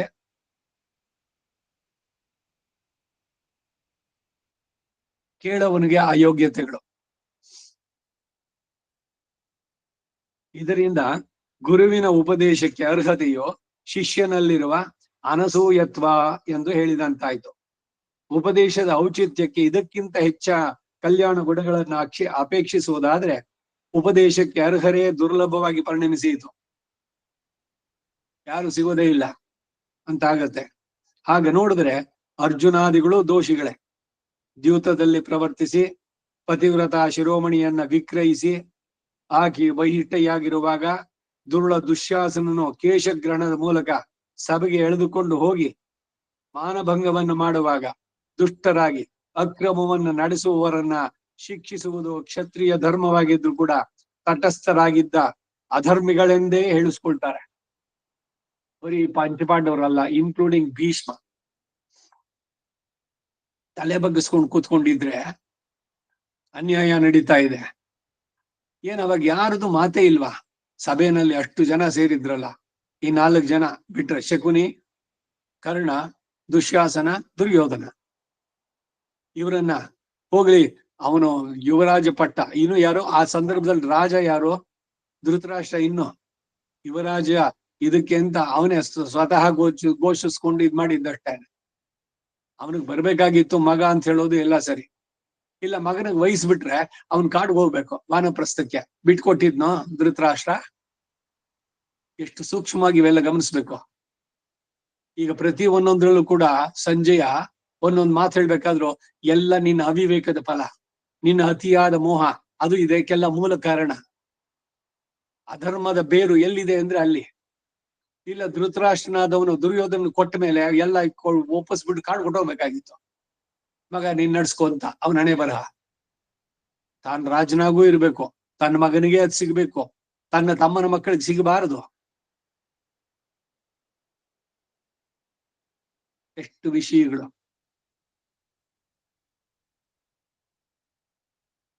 ಆದ್ದರಿಂದ ಶಿಷ್ಯನಾದವನು ಶ್ರದ್ಧಾಳುವಾಗಿ ಅನಸೂಯವಾಗಿದ್ದರೆ ಉಪದೇಶಕ್ಕೆ ಅರ್ಹ ಎಂದು ಇಷ್ಟು ಮಾತ್ರ ಸೂಚಿಸುವುದಕ್ಕಾಗಿ ಅನಸೂಯುವೇ ಅನ್ನೋ ಪ್ರಯೋಗ. ಹಾಗೆಯೇ ಮುಂದೆ 18 ಅಧ್ಯಾಯ 18ನೇ ಅಧ್ಯಾಯದ 67ನೇ ಶ್ಲೋಕದಲ್ಲಿ ನನ್ನ ವಿಷಯದಲ್ಲಿ ಅಸೂಯಾಪರನಿಗೆ ನಾನು ನಿನಗೆ ಉಪದೇಶಿಸಿದ ರಹಸ್ಯವನ್ನ ತಿಳಿಸಕೂಡದು ಅಂತ ವಿಧಿಸ್ತಾರೆ. It's an order. ವಿಧಿ ಅಂತಂದ್ರೆ ವಿಧ್ಯುಕ್ತವಾದ ಕರ್ಮಗಳು ಅಂತಂದ್ರೆ ಹೇಗಿದೆಯೋ ಹಾಗೆ ನಡೆಸ್ಬೇಕಾದ್ದು. ಇದೇನೆ ಇನ್ನೊಂದು ಅರ್ಥದಲ್ಲಿ ದೀಕ್ಷೆ ಅಂತಂದ್ರೆ. ದೀಕ್ಷಿತನಾಗಿರು ಅಂತಂದ್ರೆ, ಈಗ ಬೆಳಗ್ಗೆ ಆರಾಧನೆ ಮಾಡೋದ್ರೆ ತಿಂಡಿ ಕಾಫಿ ಎಲ್ಲಾ ತಿಂದ್ಬಿಟ್ಟು ಆಮೇಲೆ ಕುತ್ಕೊಂಡು ಮಾಡ್ತೀನಿ, ಇಲ್ಲ ಆರಾಧನೆ ಮಾಡ್ಬಿಟ್ಟು ಆಮೇಲೆ ಸ್ನಾನ ಮಾಡ್ತೀನಿ ಅಂದ್ರೆ ಅವನು ವ್ರತ ಭಂಗ. ಎಲ್ಲ ಅದಕ್ಕಿರೋ ಪ್ರೀ ರಿಕ್ವಿಸಿಟ್ಸ್ ಇದು. ಇದಂತೆ ನಾ ತಪಸ್ಕಾಯ ನಾ ಭಕ್ತಾಯ ಕದಾಚನ ನಚೌ ಶುಶ್ರೂಷವೇ ವಾಚ್ಯಂ ನಚ ಮಾಂ ಯೋಭ್ಯಸೂಯತಿ. ಎಂತಹ ಸಚ್ಚಿಷ್ಯನು ಬಂದು ಪ್ರಾರ್ಥಿಸಿದರೆ ಆಚಾರ್ಯನ ಉಪದೇಶಿಸತಕ್ಕದ್ದು ಎಂಬುದನ್ನ ಶ್ರೀಮದ್ ರಹಸ್ಯತ್ರಯಸಾರ ಅದರಲ್ಲಿ ಆಚಾರ್ಯ ಕೃತ್ಯಾಧಿಕಾರದಲ್ಲೂ ಕಾಣಬಹುದು. ಇಂತಹ ಪರಮ ರಹಸ್ಯವಾದ ಜ್ಞಾನ ಸ್ವರೂಪವನ್ನು ಹೇಳುತ್ತೇನೆ ಎಂಬುದಾಗಿ ಏನೋ ನಾನು ಪರಮ ಕೃಪೆಯ ಸಂಕಲ್ಪಿಸಿದ್ದೇನೆ. ಆದರೆ ಇದರಿಂದ ಆಗುವ ಪ್ರಯೋಜನ ಏನು ಎಂಬುದಾಗಿ ಕೇಳ್ತೀಯೋ? ಯಜ್ಞಾತ್ವಾ ಮೋಕ್ಷಸೆ ಶುಭಾತ್. ಯಾವ ಈ ಪರಮ ರಹಸ್ಯವನ್ನ ನೀನು ತಿಳಿದು ನಾನು ಹೇಳಿದ ಹಾಗೆ ನೀನು ಈ ಸಾಧ್ಯೋಪಾಯವನ್ನು ಅನುಷ್ಠಿಸಿದ್ದೆ ಆದರೆ ಅಶುಭಾತೆ ಸರ್ವ ಅಮಂಗಳಗಳಿಂದಲೂ, ಅಂದರೆ ಅನಿಷ್ಟವಾಗಿರುವ ಎಲ್ಲ ಈ ಪುಣ್ಯ ಪಾಪಗಳಿಂದಲೂ, ಅವುಗಳು ಉಂಟು ಮಾಡುವ ಜನ್ಮ ಸಂತತಿ ಕ್ಲೇಶ ಮೊದಲಾದವುಗಳಿಂದಲೂ ಮತ್ತು ಇವಕ್ಕೆಲ್ಲ ಕಾರಣಭೂತವಾದ ಹೇಯ ಶರೀರದಿಂದಲೂ ಮೋಕ್ಷಸೆ ಬಿಡಲ್ಪಡ್ತೀಯೇ. ಮೋಕ್ಷ ಅಂದ್ರೆ ಎಲ್ಲದರಿಂದಾನು ಬಿಡುಗಡೆ. ಮೋಕ್ಷ ಅಂದ್ರೆ ವೈಕುಂಠ ಅಂತಂದ್ಬಿಟ್ಟಲ್ಲ, ಈ ಎಲ್ಲದರಿಂದ ನೀನು ಬಿಡುಗಡೆ ಪಡಿತೀಯ. ಹೀಗೆ ನಿನಗೆ ನಿರತಿಶಯ ಶ್ರೇಯಸ್ಸು ಉಂಟಾಗೋದ್ರಿಂದ ಇಂತಹ ವಿಜ್ಞಾನ ಸಹಿತವಾದ ಜ್ಞಾನವು ಪರಮ ಗುಹ್ಯವಾದದ್ದು. ಗುಹ್ಯ ತಮ ಅನ್ನೋದಕ್ಕೆ ಇಷ್ಟೆಲ್ಲ. ನಿನಗೆ ಚೆನ್ನಾಗಿ ಮನಸ್ಸು ಹಿಡಿಯೋ ಹಾಗೆ ನಾನು ಹೇಳ್ತೇನೆ, ಸಾವಧಾನದಿಂದ ಕೇಳು ಎಂದು ಪರಮ ಕೃಪೆಯ ಹೇಳಿದ್ದಾರೆ. ಸಾವಧಾನ ಅಂದ್ರೇನು? ಬಹಳ ಆಸಕ್ತಿಯಿಂದ ಮೈಯೆಲ್ಲ ಕಿವಿಯಾಗಿ ಎಲ್ಲವನ್ನು ಚೆನ್ನಾಗಿ ಸರಿಯಾಗಿ ಕೇಳಿಸ್ಕೊಳ್ಳಿ. ಮನಸ್ಸು ಅಲ್ಲಿ ಇಲ್ಲಿ ಹೋಗೋದು ಬೇಡ. ಇದು ಸಾವಧಾನ ಅಂತ ಅನ್ನೋದು. ಎಚ್ಚರಿಕೆಯಿಂದ. ಏನ್ ಎಚ್ಚರ ಅಂದ್ರೆ ಏನೇನು ಭಯ ಬೀಳ್ಬೇಕಾಗಿದೆ? ಹುಲಿ ಸಿಂಹ ಬಂದಿದ್ಯಾ ಇಲ್ಲಿ? ಸಾವಧಾನ ಅಂತಂದ್ರೆ ಎಚ್ಚರಿಕೆ ಅಂತ ಹೇಳಿದ್ರೆ ನಿಮ್ಮ ಮನಸ್ಸು ಎಲ್ಲ ತ್ರಿಕರಣಗಳು ಅದರಲ್ಲಿ ಇರ್ಲಿ ಅನ್ನೋದಕ್ಕಾಗಿ ಹೇಳಿಂತದ್ದು. ಇದು ಗುಹ್ಯತಮ ಎಂದು ಹೇಳಿರೋದ್ರಿಂದ ಅನಸೂಯಗಳಾದ ತ್ರೈವರ್ಣಿಕ ಸ್ತ್ರೀಗಳಿಗೆ ಇದರಲ್ಲಿ ಅಧಿಕಾರ ಉಂಟೆ ಇಲ್ಲವೇ ಎಂಬ ಪ್ರಸಂಗದಲ್ಲಿ ಸಾಕ್ಷಾತ್ತಾಗಿ ಮೂಲವನ್ನು ಅದರ ಅರ್ಥವನ್ನು ಕೂಡ ಗುರುಮುಖೇನ ಅಧಿಕರಿಸಲು ಇದು ಬ್ರಹ್ಮವಿದ್ಯೆಯಾದ್ದರಿಂದ ಅಧಿಕಾರ ಇಲ್ಲದಿದ್ರು ಮಹಾಭಾರತ ರೂಪವಾದ ಇತಿಹಾಸದಲ್ಲಿ ಇದು ಅಂತರ್ಗತವಾಗಿ ಪುರಾಣ ರೂಪದಲ್ಲಿ ಉಪದೇಶಕ್ಕೆ ಸ್ತ್ರೀಯರು ಅರ್ಹರಾದ್ದರಿಂದ ಈ ಗೀತೆಯ ಅರ್ಥಗಳ ಉಪದೇಶಕ್ಕೂ ಕೂಡ ಸ್ತ್ರೀಯರು ಅರ್ಹರು ಎಂದು ನಿರ್ಧರಿಸುವುದಕ್ಕೆ ಏನೊಂದು ಅಭ್ಯಂತರವೂ ತೋರುವುದಿಲ್ಲ. ಅವರು ಅನುಷ್ಠಾನ ರೂಪ ಉಪಾಸನಕ್ಕೆ ಅನರ್ಹರೇ ವಿನಃ ಗೀತಾಶಾಸ್ತ್ರ ಏನು ಹೇಳುತ್ತೆ ಅಂತ ತಿಳಿಯಲು ಅನಧಿಕಾರಿಗಳು ಆಗೋದಿಲ್ಲ. ಕೇಳಬೇಕು, ಅವರಿಗೆ ಯಾವ ರೀತಿನಲ್ಲಿದೆಯೋ ಅದನ್ನ ಆ ರೀತಿನಲ್ಲಿ ಅದು ಆಚರಣೆ ಮಾಡಬೇಕು. ಈಗ ಅಷ್ಟಾಕ್ಷರಿ ರಹಸ್ಯ ತ್ರೈಸಾರ ಅಂತ ರಹಸ್ಯ ತ್ರೈಸಾರ ಕೇಳಲೇಬಾರ್ದ ಅವರು. ಆದ್ರೆ ಅನುಸಂಧಾನ ಮಾಡ್ಬೇಕಾದ್ರೆ ಅದು ಓಂಕಾರದ ಜೊತೆಗಿರೋಲ್ಲ, ಅಂಕಾರದ ಜೊತೆಗಿರುತ್ತೆ. ಇದು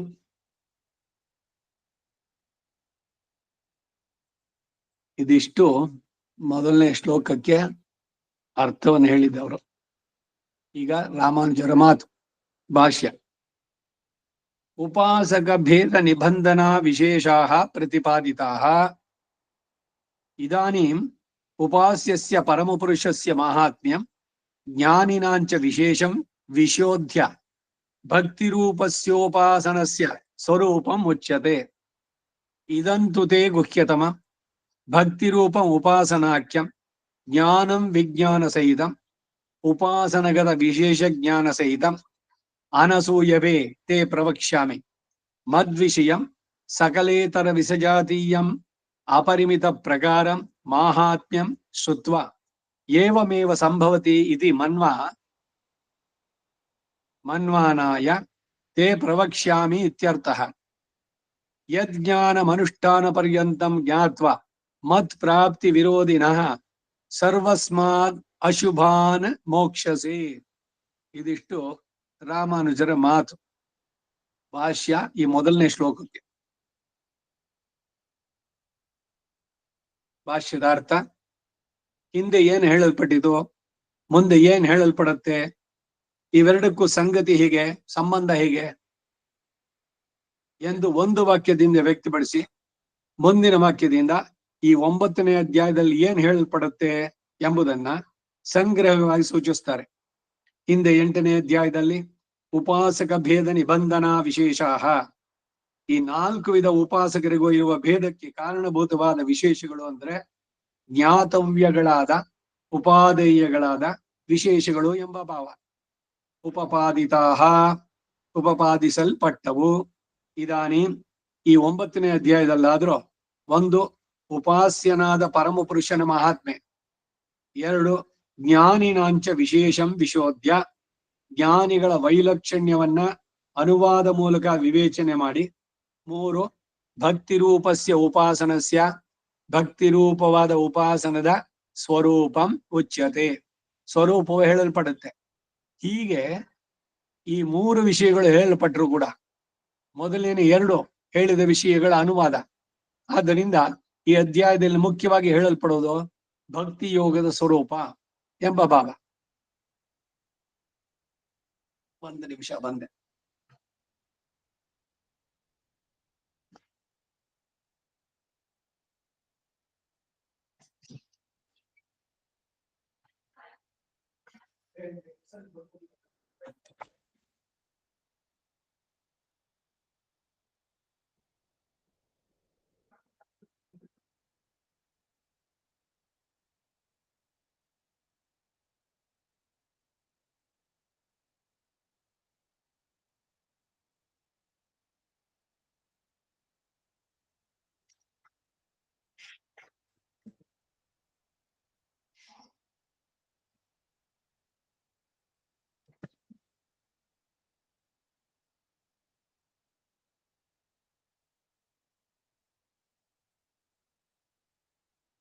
ಲೈತಿ ಬಾಧೆಗಳು ಎಲ್ಲ ಬಿಟ್ಟು ಮನೆ ಮುಂದೆನೆ ಬಂದು ಆಡಕ್ ಬರ್ತಾರೆ.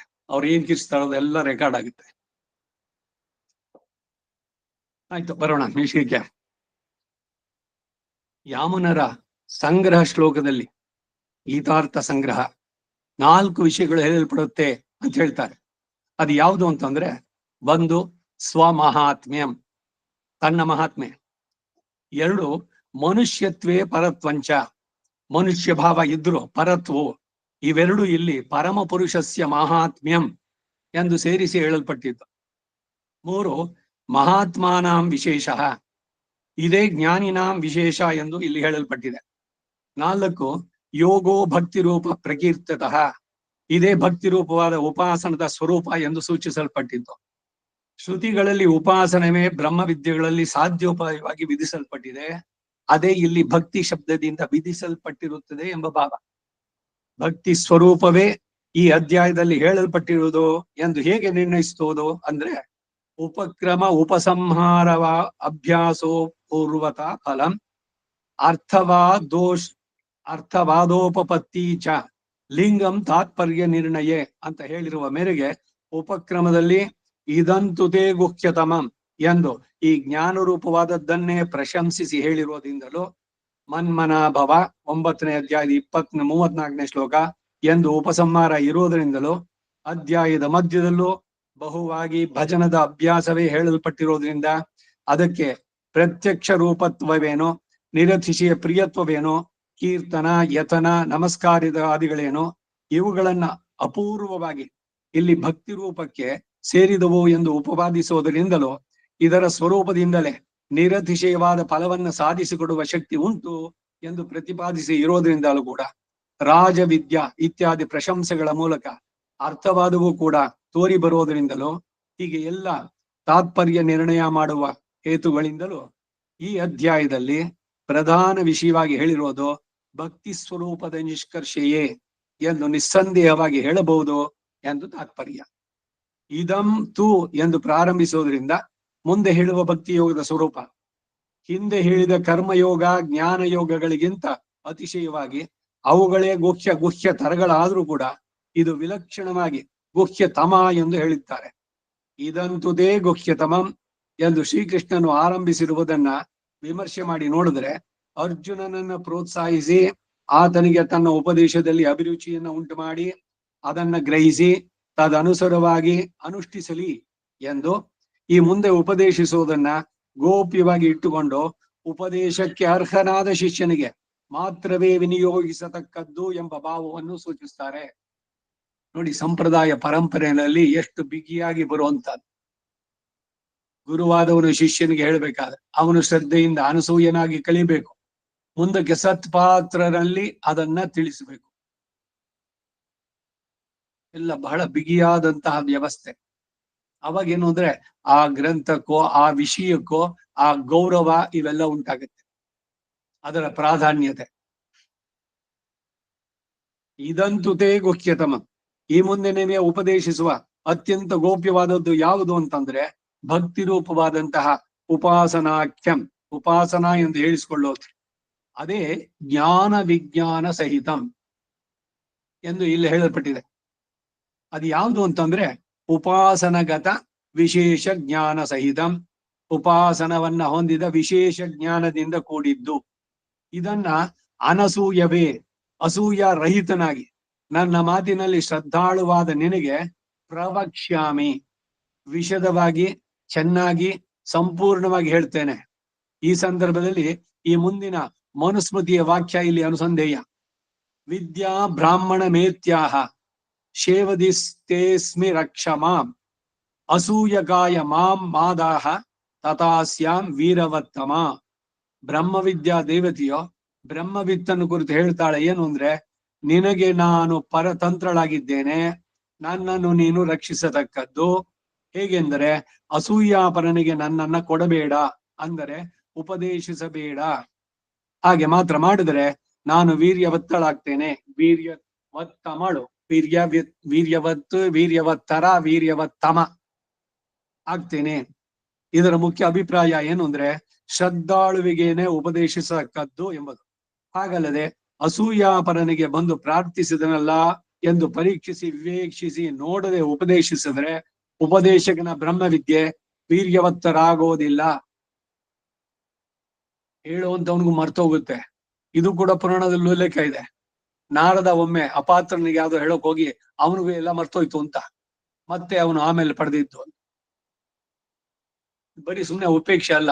ನಾರದ ಮಹರ್ಷಿ ಮಹಾನು, ಬ್ರಹ್ಮನ ಮಾನಸ ಪುತ್ರ, ಪ್ರಹ್ಲಾದ, ನಾರದ, ಪರಾಶರ, ಪುಂಡರೀಕ, ವ್ಯಾಸ, ಅಂಬರೀಷ, ಶುಕ, ಶೌನಕ, ಭೀಷ್ಮ, ದಾಲ್ಬ್ಯಾನ್, ರುಕ್ಮಾಂಗದ, ಅರ್ಜುನ, ವಿಭೀಷಣಾದೀನ್ ಪುಣ್ಯಾನಿಮಾನ್ ಪರಮ ಭಾಗವತಾನ್ ಸ್ಮರಾಮಿ. ಪರಮ ಭಾಗವತನಾದವನು, ಎಲ್ಲವನ್ನೂ ತಿಳಿದವನು. ಚಾಂದೋಗ್ಯದಲ್ಲಿ ಆ ಭೂಮ ವಿದ್ಯೆ ಇದಕ್ ಬರ್ಬೇಕಾದ್ರೆ ನಾರದನಿಗೂ ಸನತ್ ಕುಮಾರನಿಗೂ ಅಲ್ಲಿ ಸಂವಾದ. ನಾರದ ಬಂದ್ಬಿಟ್ಟು ನನಗೆ ಬ್ರಹ್ಮ ವಿದ್ಯೆಯನ್ನ ತಿಳಿಸು ಅಂತ ಕೇಳಿದ್ರೆ ನಿಂಗೇನ್ ಗೊತ್ತು ಅಂತ ಕೇಳ್ತಾನೆ. ನಂಗೆಲ್ಲ ಗೊತ್ತು, ಋಗ್ವೇದ, ಯಜುರ್ವೇದ, ಸಾಮವೇದ, ಅಥರ್ವವೇದ 64 ವಿದ್ಯೆನೂ ಗೊತ್ತು ಅಂತಾನೆ. ನೀನು ಹೇಳಿದ್ಯಲ್ಲ ಬರೀ ಹೆಸರಷ್ಟೇನೆ, ಹಾಗಾದ್ರೆ ಇದಕ್ಕಿಂತ ಮೇಲಿದ್ದೇನಾದ್ರು ಇದೆಯಾ ಅಂತ ಇವನು ಕೇಳಿದ್ರೆ ಅವಾಗ ಅವನು ಇದ್ದೇ ಇದೆ ಅಂತಾನೆ. ದಯವಿಟ್ಟು ಭಗವಾನ್ ನನಗೆ ಅದನ್ನು ತಿಳಿಸ್ಬೇಕು ಅಂತ ಇವನು ಮತ್ತೆ ಕೇಳಿದಾಗ ಅಲ್ಲಿ ಅವ್ರು ಹೇಳೋದು ಒಂದೊಂದು ಹಂತಕ್ಕೂ ಹೋಗ್ಬೇಕಾದ್ರೆ ಪ್ರತಿ ಸಲಿನೂ ಅವನು ಕೇಳ್ಬೇಕು. ಕೇಳಿದ್ರೇನು ಅವನು ಕೇಳೋದು. ಈ ರೀತಿನಲ್ಲಿ ಹೇಳಿ ಕಡೆಗೆ ಯತ್ರ ನಾಣ್ಯಶ್ ಪಶ್ಯತಿ ನಾಣ್ಯತ್ ಶೃಣೋತಿ ನಾಣ್ಯತ್ ವಿಜಾನಾತಿ ಸವೈ ಭೂಮ ನ ಅಲ್ಪೇ ಸುಖಮಸ್ತಿ. ಇವೆಲ್ಲ 16 ಬಾರಿ ನಾರದ ಪುನಃ ಪುನಃ ಪ್ರಶ್ನೆ ಮಾಡಿದಾಗ ಮಾತ್ರ ಅವನು ತಿಳಿಸಿದ್ದು. ಯಾಕೆ ಒಂದೇ ಸಲ ಹೇಳ್ಬಾರ್ದಾಗಿತ್ತ? ಭೃಗುರ್ವೈ ವಾರುಣಿ ವರುಣಂ ಪಿತರಮುಪಸಸಾರ. ಅಪ್ಪನ ಹತ್ರ ಮಗ ಬಂದ, ಭೃಗುವಂಶದವನು ವಾರುಣಿ. ಅದೀಹಿ ಭಗವೋ ಬ್ರಹ್ಮೇತಿ, ಬ್ರಹ್ಮದ ಬಗ್ಗೆ ತಿಳಿಸೋ ಅಂತ ಅಂದ. ತಪಸ ವಿಜಿಜ್ಞಾಸಸ್ವ, ತಪವೇ ಬ್ರಹ್ಮ. ಹೋಗು ತಪಸ್ಸು ಮಾಡು, ಚಿಂತನೆ ಮಾಡೋ, ಧ್ಯಾನ ಮಾಡೋ, ಅದಕ್ಕೇನ್ ಬೇಕೋ ಸಿದ್ಧತೆಗಳೆಲ್ಲ ಮಾಡ್ಕೊಂಡು ಕೂತ್ಕೋ. ಸರಿ, ಆಮೇಲೆ ಅನ್ನಂ ಬ್ರಹ್ಮೇತಿ ವ್ಯಜ, ಅನ್ನವೇ, ಅನ್ನದಿಂದಾನೇ ಎಲ್ಲ ಉಳಿದಿರೋದು, ಎಲ್ಲ ಬದುಕೋದು, ಕಡೆಗೆಲ್ಲ ಹೋಗಿ ಸೇರೋದು, ಒಬ್ಬರು ಇನ್ನೊಬ್ಬರಿಗೆ ಅನ್ನ ಅಂತ ತಿಳಿದು ಬಂದೆ ಅಂತಾನೆ. ಪುನರೇವ ಪಿತರಂ ಉಪಸಸಾರ ಅದೀಹಿ ಭಗವೋ ಬ್ರಹ್ಮೇತಿ. ಪ್ರತಿ ಸಲಿನು 5 ಬಾರಿನು. ಅಲ್ಲ ಇದೆಂತದ್ದು ಇದು? ತಂದೆಯಾದವನ್ ಮಗ ಬಂದು ಕೇಳಿದ್ರೆ ಹೇಳು ಅದು, ಅದಾದ್ಮೇಲೆ ಅವನು ಮತ್ತೆ ಬಂದು ನಾನು ಇದು ಅಂತ ತಿಳಿದೆ, ಇಲ್ಲ ಇನ್ನೊಂದ್ ಸ್ವಲ್ಪ ಮಾಡು. ಅಯ್ಯ ನೀನ್ ಹೇಳಿದ್ರೆ ಬೇಡ ಬಿಡು, ನನಗ್ ಬ್ರಹ್ಮ ತಿಳಿದಿದ್ರೆ ಏನಂತೆ, ನೀನ್ ಹಾಗೆ ಬದುಕೋಕ್ಕಾಗಲ್ವೇ ಅಂತ ಸುಮ್ಮನೆ ಇದು ಬಿಡೋದಿತ್ತಲ್ಲ ಅವನು. ಕಡೆಯಲ್ಲಿ ಆನಂದಂ ಬ್ರಹ್ಮೇ ದಿವ್ಯ ಜಾನಾತೆ ಆನಂದಾದ್ಯೇವ ಕಲ್ವಿಮಾನಿ ಭೂತಾನಿ ಜಾಯಂತೆ ಆನಂದೇನ ಜಾತಾನಿ ಜೀವಂತಿ ಆನಂದಂ ಪ್ರಯಂತಿ ಅಭಿಸಂವಿಶಂತಿ. ಸೈಷಾ ಭಾರ್ಗವಿ ವಾರುಣಿ ವಿದ್ಯಾ, ಸಾ ಯೇಷಾ ಭಾರ್ಗವಿ ವಾರುಣಿ ವಿದ್ಯಾ. ನೋಡು, ಇವಾಗ ನೀನು ಸರಿಯಾಗಿ ತಿಳಿದೆ. ಇನ್ನು ಮುಂದಕ್ಕೆ ಈ ವಿದ್ಯೆ ನಿನ್ನ ಹೆಸರಿನಲ್ಲೇ ಪ್ರಸಿದ್ಧಿ ಹೊಂದಲಿ ಅಂತ ಅಪ್ಪ ಹೇಳಿದ್ದು. ಅದಕ್ಕೆ 5 ಬಾರಿ ಅವನು ಹೋಗಿ ತಪಸ್ಸು ಮಾಡಿ ಒಂದೊಂದೇ ಹಂತದಲ್ಲಿ ಅನ್ನ, ಮನಸ್ಸು, ಪ್ರಾಣ ಹೀಗೆಲ್ಲ ಒಂದೊಂದು ಹೇಳಿ ಕಡೆಗೆ ಆನಂದ ಅನ್ನೋದು. ಏನು ವ್ಯವಸ್ಥೆ ಅಂತ ಎಲ್ಲದಕ್ಕೂ ಕೂಡ. ಒಂದೇ ಎರಡೇ, ಎಷ್ಟು ಕಡೆನಲ್ಲಿ ಬೇಕು ಈ ರೀತಿಯ ಉದಾಹರಣೆಗಳು. ಯಾವುದು ರಹಸ್ಯವಾದದ್ದು, ಯಾರು ಪಾತ್ರರೋ ಅವರುಗಳಿಗೆ ಮಾತ್ರ ಹೇಳಬೇಕು, ಎಲ್ಲದನ್ನು ಎಲ್ರಿಗೂ ಹೇಳೋದಲ್ಲ. ಆಸಕ್ತಿ ಮೂಡಲಿ, ಆದ್ರೆ ಅವನಿಗೆ ಆ ಶ್ರದ್ಧೆ ಬರ್ಬೇಕದ್ರಲ್ಲಿ.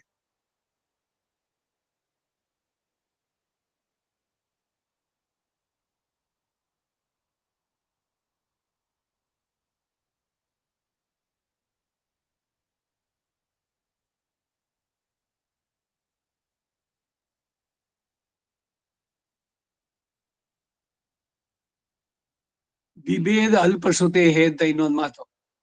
ವೇದವನ್ನ ಸರಿಯಾಗಿ ಕೇಳಿಸ್ಕೊಳ್ಳದೆ ಅಲ್ಪ ಪ್ರಾಣ ಮಹಾಪ್ರಾಣಗಳು ಹ್ರಸ್ವ ದೀರ್ಘಗಳು ಇಲ್ದಂತೆ ಮನಸ್ಸಿಗೆ ಬಂದಂಗೆ ಹೊಡೆದ್ರೆ ವೇದ ಮತ್ತೆ ಭಯಪಡದಂತೆ. ಇಂಥವ್ರ ಬಾಯಿಗೆ ಸಿಗಾಕೊಂಡ್ಬಿಟ್ರೆ ನನ್ ಗತಿ ಏನು ಅಂತ ಅಲ್ಪಶ್ರುತ ಅಂತ ಕರೆದ್ರು ಅವ್ರನ್ನ. ಪಾಠಕ ಅಧಮಾಹ, ಸರಿಯಾಗಿ ಕೇಳಿಸ್ಕೊಳ್ಳಲ್ಲ, ಹ್ರಸ್ವ ದೀರ್ಘಗಳಿಲ್ಲ, ಅಲ್ಪ ಪ್ರಾಣ ಮಹಾಪ್ರಾಣಗಳಿಲ್ಲ, ಉದಾತ್ತ ಅನುದಾತ್ತಗಳಿಲ್ಲ. ವೇದವನ್ನು ಹೇಳ್ಬೇಕಾದ್ರೆ ಇದೆಲ್ಲ ಗಮನ ಇರಬೇಕು, ಅರ್ಥನೂ ತಿಳಿಬೇಕು, ಪರ್ಫೆಕ್ಟ್ ಮಾಡ್ಕೊಳ್ಬೇಕು. ಸುಮ್ನೆ 2 ದಿವಸ ಬಂದು ಆಮೇಲೆ ಎಲ್ಲ ಚಕ್ರ ಹೊಡೆದ್ಬಿಡೋದು. ನಾವೆಲ್ಲ ಸರ್ವಜ್ಞರು. ಕೇಳಾಯ್ತು 2 ದಿವಸ ಕೇಳಿದ್ದಾಯ್ತು 2 ಸಲ. ಏನು ಕೇಳ್ಬೇಕು ಅಂತ ಹೇಳ್ತಾರೆ. ಗುರುಮುಖ ಮನದೀತ್ಯ, ಆ ಕ್ರೆಡಿಟ್ ಅವ್ರ 3 ಜನಕ್ಕೆ ಮಾತ್ರ. ಭಗವಂತ, ಅಗ್ನಿದೇವ ಮತ್ತೆ ಇವರು ವೈನತೇಯ, ವೇದಕ್ಕೆ ಆತ್ಮನಾದ ಅಂತ ಅವರ ಅಂಶಜರಾದ ಪೆರಿಯಾಳ್ವಾರು. ಇವರು ಬಿಟ್ರೆ ಬೇರೆ ಎಲ್ರು ಕೂಡ ಗುರುದಿಂದಾನೇ ಪಡೆದಿದ್ದು. ಗುರುಮುಖ ಮನದಿತ್ಯ ಪ್ರಾಹ ವೇದಾನ್ ಅಶೇಷಾನ್, ಅಶೇಷವಾಗಿ ಸಂಪೂರ್ಣವಾಗಿ ವೇದವನ್ನ ತಿಳಿದಿದ್ದು ಇದು ಅವರಿಗೆ. ಮಿಕ್ಕವರೆಲ್ಲ ಸರಿ ನಾವು ಕಲಿತೀವಿ ವರ್ ವಿಷಿ ಚೊಲ್ಲಿಡುಂಗ ನಿಂಗೆ ಪೋರೋ ಇನ್ ಮುಂದಕ್ಕೆ ನಾವು ಮಾಡ್ಕೊಳ್ತೀವಿ. ಕಲ್ತಂಗ ಆಯ್ತು ವೇದನ ಎನ್ಗೆಲ್ಲ ಆಯ್ಪೋಚಿ. ಓ ಎಲ್ಲ ಕಲ್ತ್ಬಿಟ್ಟೆ ನಾನು.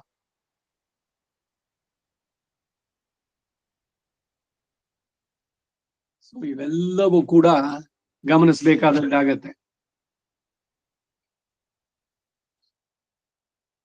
ಅಸೂಯ ಪರನಿಗೆ ನನ್ನನ್ನು ಕೊಡಬೇಡ ಅಂದ್ರೆ ಉಪದೇಶಿಸಬೇಡ. ಹಾಗೆ ಮಾತ್ರ ಮಾಡಿದ್ರೆ ನಾನು ವೀರ್ಯವತ್ತಮಳಾಗ್ತೇನೆ. ಇಲ್ಲದಿದ್ರೇನು ಅಂದ್ರೆ ಅದ್ರದ್ದು ಹೋಗುತ್ತೆ, ಅದರ ಇಂಪಾರ್ಟೆನ್ಸ್ ಹೋಗುತ್ತೆ. ಯಾರಿಗೆ ಅದನ್ನ ಹೇಳ್ಬೇಕೋ ಹೇಗೆ ಹೇಳ್ಬೇಕೋ ಆ ರೀತಿ ಹೇಳಿದ್ರೇನೆ ಅದು. ಮಂತ್ರಗಳಲ್ಲಿ ಶಕ್ತಿ ಬರೋದು ಮನನಾತ್ರಾಯದೆ ಇದು ಮಂತ್ರ. ಸುಮ್ನೆ ಎಲ್ರಿಗೂ ಟೇಪ್ ರೆಕಾರ್ಡರ್ ಹಾಕೊಂಡ್ಬಿಟ್ರು ಮಂತ್ರ ಆಗುತ್ತೆ ಅನ್ನೋದು. ಉಪದೇಶ ಇಲ್ಲದೆ ನಾನು ಹೇಳ್ತೀನಿ, ಪುಸ್ತಕದಲ್ಲಿದೆ ಎಲ್ಲ, ನನಗೆ ಜ್ಞಾನ ಅದರಲ್ಲೇ ಬಂದ್ಬಿಡುತ್ತೆ. ಪುಸ್ತಕದಿ ದೊರೆತರಿವು ಮಸ್ತಕದಿ ತೊಳೆದ ಮಣಿ. ಕೇವಲ ಪುಸ್ತಕ ಅವಲೋಕನ ದೋಷ ಅಂತ ಹೇಳ್ತಾರೆ ವೇದಾಂತೇಶಿಗಳು. ಕಾಲಕ್ಷೇಪದಲ್ಲಿ ಸಂದೇಹಗಳನ್ನು ಪರಿಹಾರ ಮಾಡಿಕೊಂಡು ಮಾಡ್ಬೇಕು. ನಾವೇ ಸರ್ವಜ್ಞರು ಅನ್ನೋರಿಗೆ ಹೇಳಕ್ ಹೋಗ್ಬೇಕಾ?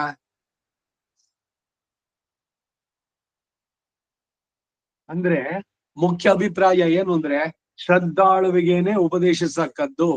ಹಾಗಲ್ಲದೆ ಅಸೂಯಾಪರನಿಗೆ ಬಂದು ಪ್ರಾರ್ಥಿಸದನಲ್ಲ ಎಂದು ಪರೀಕ್ಷಿಸಿ ವಿವೇಚಿಸಿ ನೋಡದೆ ಉಪದೇಶಿಸಿದ್ರೆ ಉಪದೇಶಕನ ಬ್ರಹ್ಮವಿದ್ಯೆಯು ವೀರ್ಯವತ್ತರವಾಗುವುದಿಲ್ಲ. ವೀರ್ಯವತ್ತಮ ಅದರಲ್ಲಿ ಸೂಪರ್ಲೇಟಿವ್ ಡಿಗ್ರಿ. ಅದು ಚೆನ್ನಾಗಿರ್ಬೇಕು ಅಂದ್ರೆ ಯಶಸಾಂ ವೀರ್ಯವತ್ತಮಂ ಒಂದು ಮಂತ್ರ.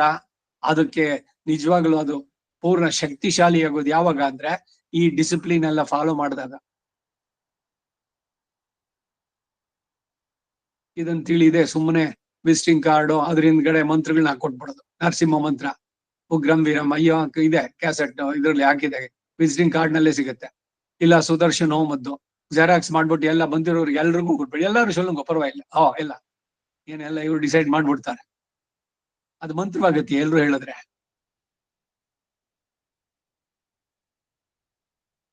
ಅದಕ್ಕೆ ಆ ಶಕ್ತಿ ಉಂಟಾಗ್ಬೇಕು ಅಂತಂದ್ರೆ ಅದನ್ನು ಬಳಸಬೇಕಾದ ರೀತಿನಲ್ಲಿ ಬಳಸಿದ್ರೆ ಮಾತ್ರ. ಇಲ್ದಿದ್ರೆ ಇಟ್ ಈಸ್ ಡೇಂಜರಸ್. ಎಲೆಕ್ಟ್ರಿಸಿಟಿದು ಹಿಡ್ಕೊಳ್ಳಿ ಎಲ್ರು ಕೈನಲ್ಲಿ ಅಂತ, ವೈರ್ ಎಲ್ಲೋ ಕಟ್ ಆಗಿದೆ ಯಾರ ಆ ಜಾಗದಲ್ಲಿ ಮುಟ್ಟಿದ್ರು ಹೊಡ್ಸ್ಕೊಳ್ತಾರೆ. ಹಾಗೆ ಪಾತ್ರಗಳು ಎಲ್ಲವೂ ಕೂಡ ಬಹಳ ಮುಖ್ಯ. ಅದಕ್ಕಿರುವಂತ ಇದನ್ನ ಗೌರವವನ್ನ ಅದನ್ನು ಕೊಡಬೇಕು. ನಾವು ಏನಿದೆಯೋ ಆ ಪ್ರೊಸೀಜರ್ ಆ ರೀತಿನಲ್ಲೇ ಕಲಿಬೇಕು. ಅವಾಗ್ಲೇ ಅದು ಆಗುವಂತದ್ದು.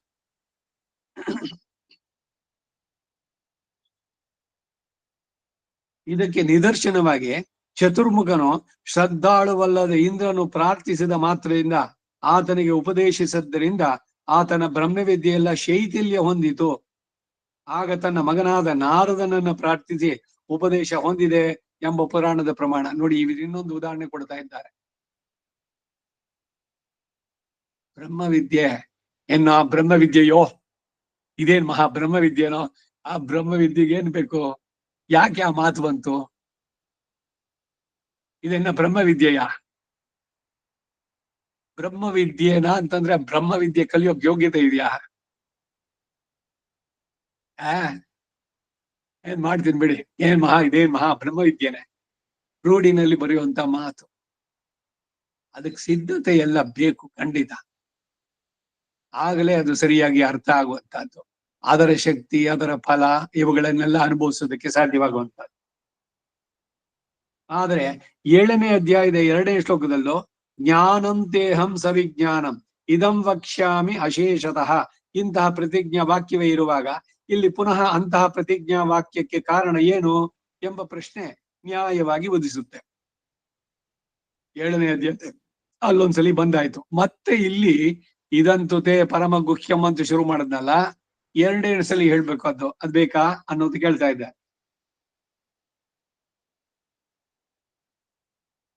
ಅಲ್ಲಿ ಹೇಳಿದ್ದ ಸವಿಜ್ಞಾನಂ ಜ್ಞಾನಂ ಅಂತ ಹೇಳಿರೋದು ಪರಮಾತ್ಮನ ಸ್ವರೂಪ ಜ್ಞಾನವು ಮತ್ತು ಆತನ ಯಾವ ಮಹತ್ತಾದ ವಿಶೇಷಣಗಳಿಂದ ಯುಕ್ತನು ಎಂಬ ಜ್ಞಾನ. ಇಲ್ಲಿ ಹೇಳಿರೋದು ವಿಜ್ಞಾನ ಸಹಿತಂ ಜ್ಞಾನಂ ಎಂಬುದಾದ್ರೂ ಆ ಪರಮಪುರುಷನ ಉಪಾಸನಾ ಜ್ಞಾನವು, ಅದರ ಪ್ರಕಾರವನ್ನು ಬೋಧಿಸುವಂತಹ ವಿಶೇಷ ಜ್ಞಾನ. ಹೀಗೆ 2 ಬೇರೆ ಬೇರೆಯಾದ್ದರಿಂದ ಇಲ್ಲಿ ಸಂದೇಹಕ್ಕೆ ಕಾರಣವೇ ಇಲ್ಲ ಅಂತಾರೆ. ಅನಸೂಯವೇತೆ ಅನಸೂಯವಾದ ನಿನಗೆ ಎಂದು ಹೇಳಿದ್ರ ತಾತ್ಪರ್ಯ ಏನು ಅನ್ನೋದನ್ನ ಮುಂದಿನ ವಾಕ್ಯದಿಂದ ತಿಳಿಸ್ತಾರೆ. ಮದ್ವಿಷಯ, ನನ್ನ ವಿಷಯವಾದ, ಸಕಲೇತರ ವಿಸಜಾತೀಯಂ, ಮಿಕ್ಕ ಎಲ್ಲಾ ಚಿತ್ತುಗಳಿಗಿಂತಲೂ ವಿಲಕ್ಷಣನಾಗಿರುವಂತಹ, ಅಪರಿಮಿತ ಪ್ರಕಾರ, ದೇಶ ಕಾಲ ವಸ್ತು ಪರಿಚಿತಿಗಳಿಲ್ಲದೆ ಅನಂತವಾಗಿರುವಂತಹ ಮಹಾತ್ಮೆಯನ್ನ ಶ್ರುತ್ವ ಕೇಳಿ, ಏವಮೇವ ಸಂಭವತೀತಿ, ಹೀಗೆಯೇ ಸಾಮಂಜಸ್ಯ ಎಂದು ಮನ್ವಾನಾಯ ತಿಳಿದಿರುವ, ಅಂದರೆ ನಂಬಿಕೆ ಇರುವಂತಹ ಶ್ರದ್ಧಾಳುವಾದ ತೇ ನಿನಗೆ ಪ್ರವಕ್ಷ್ಯಾಮಿ ಇತ್ಯರ್ಥ. ಚೆನ್ನಾಗಿ ಉಪದೇಶಿಸ್ತೇನೆ ಎಂಬ ತಾತ್ಪರ್ಯ. ಆ ಉಪದೇಶದಿಂದ ಉಂಟಾಗುವ ಫಲವನ್ನು ತಿಳಿಸ್ತಾರೆ. ಇಂತಹ ನಿರತಿಶಯ ಪ್ರಯೋಜನ ಅದರಿಂದ ಉಂಟಾಗುತ್ತೆ ಎಂದು ತಿಳಿಸಿದ್ರೆ, ಉಪದೇಶ ಶ್ರವಣದಲ್ಲಿ ತುಂಬಾ ಶ್ರದ್ಧೆಯೋ ಆದರವು ಉಂಟಾಗುತ್ತೆ ಎಂದು ಯೋಚಿಸಿ ಉಪಕ್ರಮದಲ್ಲೇ ಫಲವನ್ನು ಬೋಧಿಸ್ತಾರೆ. ಏನೇ ಒಂದು ಕೆಲಸ ಮಾಡಿದ್ರೆ ನಂಗೇನ್ ಸಿಗುತ್ತೆ ಇತ್ತಾನೆ ಸಹಜವಾಗಿ ನ್ಯಾಯವಾಗಿ ಕೇಳೋ ಪ್ರಶ್ನೆ. ಅದಕ್ಕೆ ಆ ಫಲದದ್ದು ಹೇಳೋದು. ಇದಕ್ಕೇನೆ ಒಂದೊಂದು ಹೊತ್ತಾದಾಗ್ಲೂ ಫಲಶ್ರುತಿ ಕಡೆಯಲ್ಲಿ 1020 ವಲ್ಲಭರ್ ಏನಾಗ್ತಾರೆ, ಭಗವಂತನ ಹತ್ರಕ್ಕೆ ಹೋಗ್ತಾರೆ, ಎಲ್ಲ ದೋಷಗಳಿಂದ ಬಿಡಿಸ್ಕೊಳ್ತಾರೆ. ಇಲ್ಲ ಐಶ್ವರ್ಯ ಸಿಗತ್ತೆ, ಅದ್ ಸಿಗತ್ತೆ ಅಂತಿದ್ಯೋ. ಫಲವನ್ನು ತಿಳಿಸುವಂತಹದ್ದು ಉದ್ದೇಶ. ಅದಕ್ಕೆ ಅದರಲ್ಲಿ ಆಸಕ್ತಿನೂ ಬರ್ಲಿ. ಮೂಲದಲ್ಲಿ ಯಜ್ಞಾತ್ವ ಎಂದಿರುವುದರ ಅಭಿಪ್ರಾಯವನ್ನು ತಿಳಿಸ್ತಾರೆ. ಯಜ್ಞಾನಂ, ನಾನು ಉಪದೇಶಿಸಿರುವ ಯಾವ ವಿಜ್ಞಾನ ಸಹಿತವಾದ ಈ ಜ್ಞಾನವನ್ನ,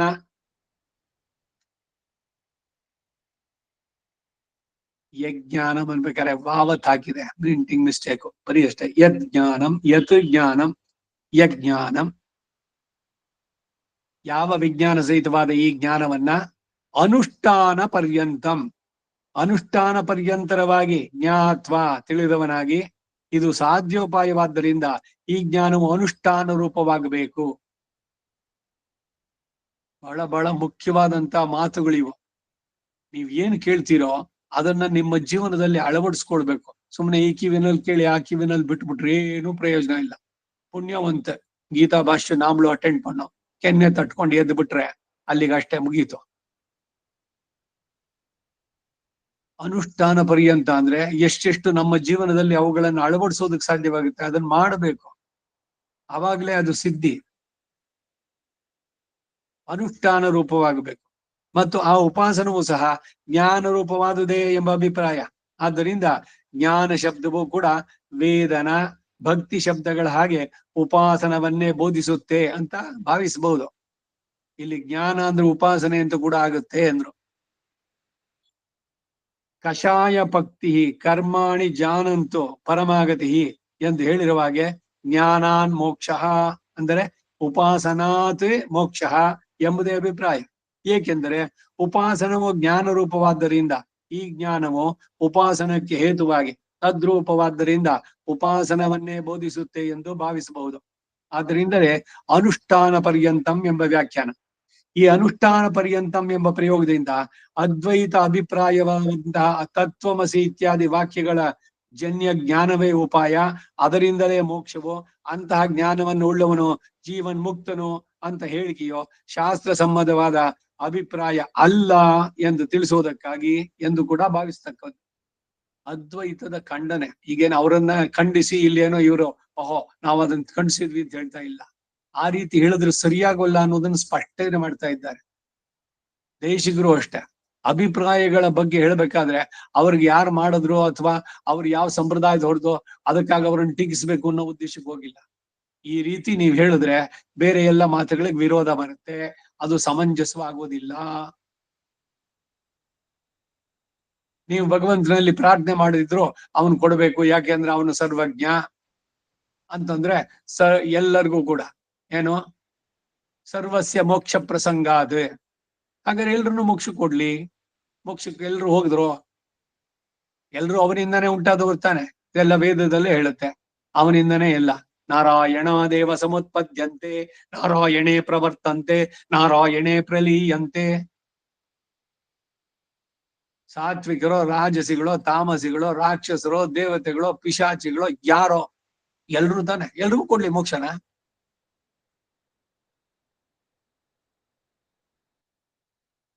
ಪ್ರಾರ್ಥನೆ ಮಾಡ್ಬೇಕಾ ಭಗವಂತ ಹತ್ರ? ಏನ್ ಅವನಿಗೆ ಗೊತ್ತಿಲ್ವಾ? ನಾವು ಕೇಳ್ಬೇಕಾ? ಕೇಳ್ಬಿಟ್ರೆ ನಮ್ದು ಸ್ವಪ್ರಯತ್ನ ಅಂತ ಆಗ್ಬಿಡುತ್ತೆ. ಏನೇನೋ ವ್ಯಾಖ್ಯಾನಗಳು. ಎಷ್ಟು ಮಟ್ಟಿಗೆ ಸರಿಯಾಗತ್ತೆ?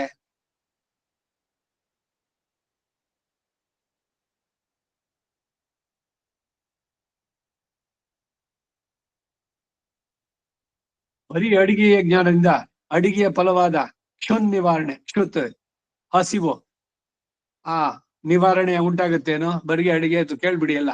ಇವತ್ತು ಮಾಡಿದ್ರು ಷಡ್ರಸೋಪೇತವಾದದ್ದು, ನಳಗರಿ, ಕೊಳಂಬು, ಆಮೇಲೆ ಓಗ್ರೆ, ಆಮೇಲೆ ಇನ್ನೊಂದು ಸಿಹಿ, ಇನ್ನೊಂದು ಭಕ್ಷಣಗಳು, ಆಮೇಲೆ ಮೊಸರನ್ನ, ಅದು ಉಪ್ಪಿನಕಾಯಿ,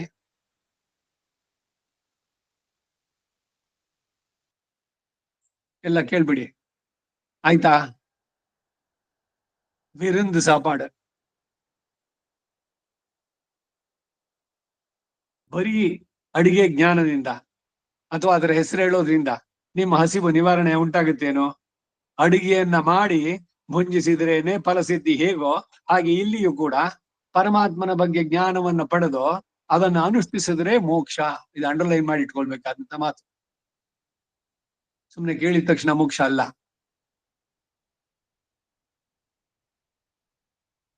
ಉಪಾಸನವೇನೋ ಜ್ಞಾನ ರೂಪವಾದದ್ದೇ, ಅದರಲ್ಲಿ ಸಂಶಯನೇ ಇಲ್ಲ. ಜ್ಞಾನಾನ್ ಮೋಕ್ಷ ಎಂಬುದನ್ನೂ ಕೂಡ ಒಪ್ಪುತ್ತೇವೆ. ಆದರೆ ಈ ಜ್ಞಾನ ವಾಕ್ಯಜನ್ಯ ರೂಪವಾದದ್ದಲ್ಲ, ಮನೋಬುದ್ಧಿಗಳ ವ್ಯಾಪಾರವಾದಂತಹ ತೈಲ ಧಾರೆಯ ಹಾಗೆ ಸ್ಮೃತಿ ಸಂತಾನ ರೂಪವಾದದ್ದು. ಎಣ್ಣೆ ಬಗ್ಸಿದ್ರೆ ಹೆಂಗೆ ಕಂಟಿನ್ಯೂಸ್ ಆಗಿ ಮಧ್ಯದಲ್ಲಿ ಡ್ರಾಪ್ ಗೀಪ್ ತರ ಬೀಳೋದೇ ಇಲ್ಲ, ಅದು ಧಾರೆಯಾಗಿ ಬರುತ್ತೆ. ಹಾಗೆ ಇರಬೇಕು ಭಕ್ತಿ ರೂಪ. ಹೇಗಿರ್ಬೇಕು ಅಂದ್ರೆ ದರ್ಶನ ಸಮಾಕಾರವಾಗಿ ಈ ಹುಟ್ಟಿನಿಂದ ಕಡೆ ಉಸಿರಿರೋ ತನಕ ಅವನ ಬಗ್ಗೆ ಆ ಚಿಂತನೆಯ ಧಾರೆ ಇದೆಯಲ್ಲ, ಅದು ಬಿಟ್ಟು ಬೇರೆದಕ್ಕೆ ಹೋಗ್ಲೇಬಾರದು. ತೈಲ ಧಾರೆಯ ಹಾಗೆ. ಆದ್ದರಿಂದ ಈ ಜ್ಞಾನ ರೂಪ ಉಪಾಸನೆಯು ಮನೋವ್ಯಾಪಾರ ರೂಪವಾದ್ದರಿಂದ ಇದನ್ನು ಸಾಧ್ಯೋಪಾಯ ಅನುಷ್ಠಾನ ಅಂತ ಹೇಳ್ತೇವೆ. ಶ್ರೀ ಯತಿವರ್ಯರು ಕೂಡ ಕಾರಣಗಳನ್ನೆಲ್ಲ ಉಪಪಾದಿಸಿ ಪ್ರಥಮ ಸೂತ್ರದ ಶ್ರೀಭಾಷ್ಯದ ಮೊದಲನೇ ಇದರಲ್ಲಿ ಅತಃ ವಾಕ್ಯಾರ್ಥ ಜ್ಞಾನಾತ್ ಅನ್ಯದೇವ ಧ್ಯಾನೋಪಾಸನಾದಿ ಶಬ್ದವಾಚ್ಯಂ ಜ್ಞಾನ ವೇದಾಂತ ವಾಕ್ಯೈ ವಿಧಿಸಿತಂ. ಜ್ಞಾನೂ ಆಗ್ಬಿಟ್ಟಿದೆ. ಎಲ್ಲ ತಪ್ಪುಗಳು, ಇವೆಲ್ಲ ಗ್ರಾಮೆಟಿಕಲ್ ಎರರ್ಸ್, ಪ್ರಿಂಟಿಂಗ್ ಮಿಸ್ಟೇಕ್ಸ್ ಎಲ್ಲ ಎಂದು ಅಪ್ಪಣೆ ಕೊಡ್ತಾರೆ.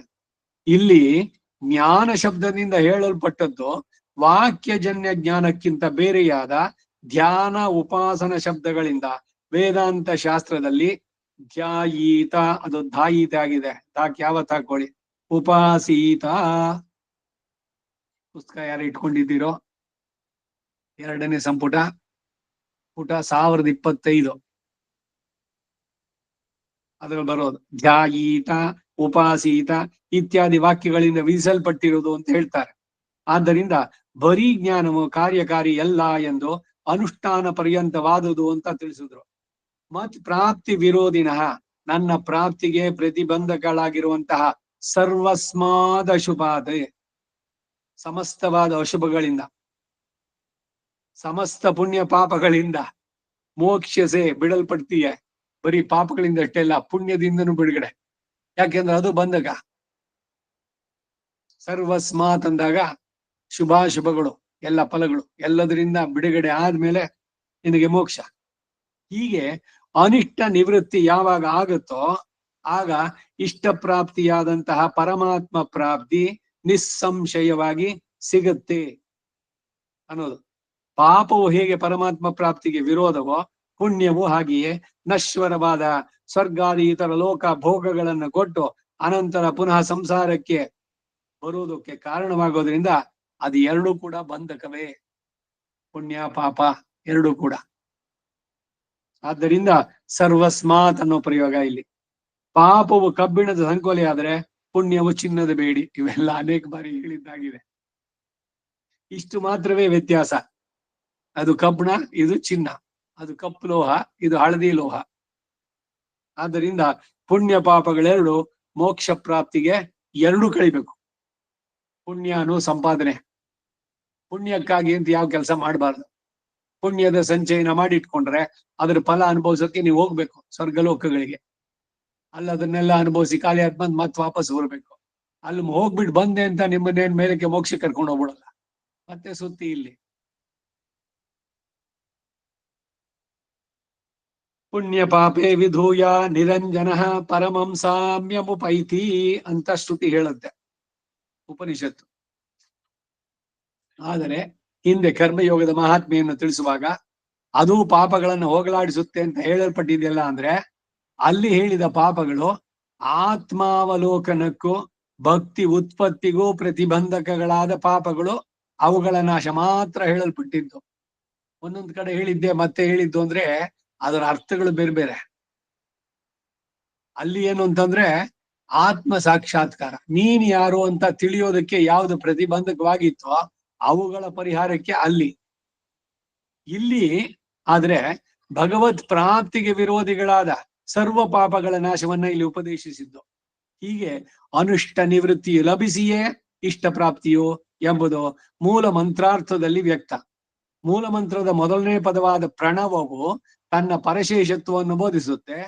ಎರಡನೇ ಶಬ್ದವಾದ ನಮಸ್ಸನ್ನ ಒಂದು ವಾಕ್ಯವಾಗಿ ಭಾವಿಸಿದ್ರೆ ಅಹಂ ನ ಮಮ ಸ್ಯಾಮ್ ನ ಮಮ ಕಿಂಚಿತ್ ಸ್ಯಾತೆ, ಒಂದ್ ಸ್ವಲ್ಪನಾದ್ರೂ ನನ್ಗೊಂದ್ ಸ್ವಲ್ಪ ಇರ್ಲಿ ಅನ್ನೋದು ಇರಬಾರ್ದು ಎಂಬ ಯೋಜನೆಗಳಿಂದ ಅನಿಷ್ಟ ನಿವೃತ್ತಿಯ ಪ್ರಾರ್ಥನೆ. ಈ ಯೋಗ ಕ್ಲಾಸ್ ಹೋದ್ರೆ ಅವ್ರು ಹೇಳ್ತಾರೆ ಸ್ವಾರ್ಥಕ್ಕಾಗಿ ನೀವು ಸ್ವಲ್ಪ ಇಟ್ಕೊಂಡು ಸಮಾಜಕ್ಕಾಗಿ ಇನ್ನೊಂದ್ ಸ್ವಲ್ಪ ಮಾಡಿದ್ವಿ. ಸ್ವಾರ್ಥಕ್ಕೆ ಅಂತದ್ದು ಇಟ್ಕೊಳ್ಳೋದು ಮೂಲತಃ ಇದಕ್ಕೆ ಆ ಸ್ವಾರ್ಥ ಅನ್ನೋದು ಬೇಡವಾ ಬೇಡ, ತೆಗೆದ್ಬಿಡಿ ಪೂರ್ಣವಾಗಿ. ಯಾವುದು ನಮಗಾಗಿ ಸ್ವಾರ್ಥ ಅಂತಿಲ್ಲ, ಎಲ್ಲ ಭಗವದ್ ಅರ್ಪಿತವಾಗಿ. ಯಾಕೆಂದ್ರೆ ಸ್ವಾರ್ಥ ಅನ್ನೋಕೆ ನೀವು ಅನ್ನೋದಿರ್ಬೇಕಲ್ಲ. ನಾನೇ ಇಲ್ಲ ಇಲ್ಲಿ ಅಷ್ಟಾಕ್ಷರಿಯಲ್ಲಿ, ನನ್ನನ್ನೆಲ್ಲ ಅವನಿಗೆ ಉಪ್ಸಾಯ್ತು. ನಾನು ನನ್ನವನಲ್ಲ. ಅಹಂ ನಾರಾಯಣಾಯ ಭವೇಯಂ ನ ಮಾಮಸ್ಯಾಂ ನ ಮಾಮತ್ ಕಿಂಚಿತ್ ಸ್ಯಾತ್. ಒಂದ್ ಸ್ವಲ್ಪನಾದ್ರೂ ಇದೆಯೋ ಒಂಚೂರು? ಇಲ್ಲ. ಪೂರ್ಣವಾಗಿ ನಾನು ಅನ್ನೋದು ಇಲ್ಲವಾಗ್ಬೇಕು. ಎಲ್ಲವೂ ಅವಂದೇನೆ. ಈ ಆತ್ಮ ಅವನಿಗೆ ಸೇರಿದ್ದು, ಈ ಶರೀರ ಅವನು ಕೊಟ್ಟಿದ್ದು. ಇದೆರಡು ಅವಂದಾದ್ಮೇಲೆ ಇಲ್ಲಿ ನಂದು ನಂದು ಅನ್ನೋದು ಏನ್ ಬಂತು? It's main. ಏನಿಲ್ಲ, ಮೈನು ಇಲ್ಲ, ಇಲ್ಲ ಕಡೆಗೆ ಮೈನ್ ಅಂತಂದೇನು.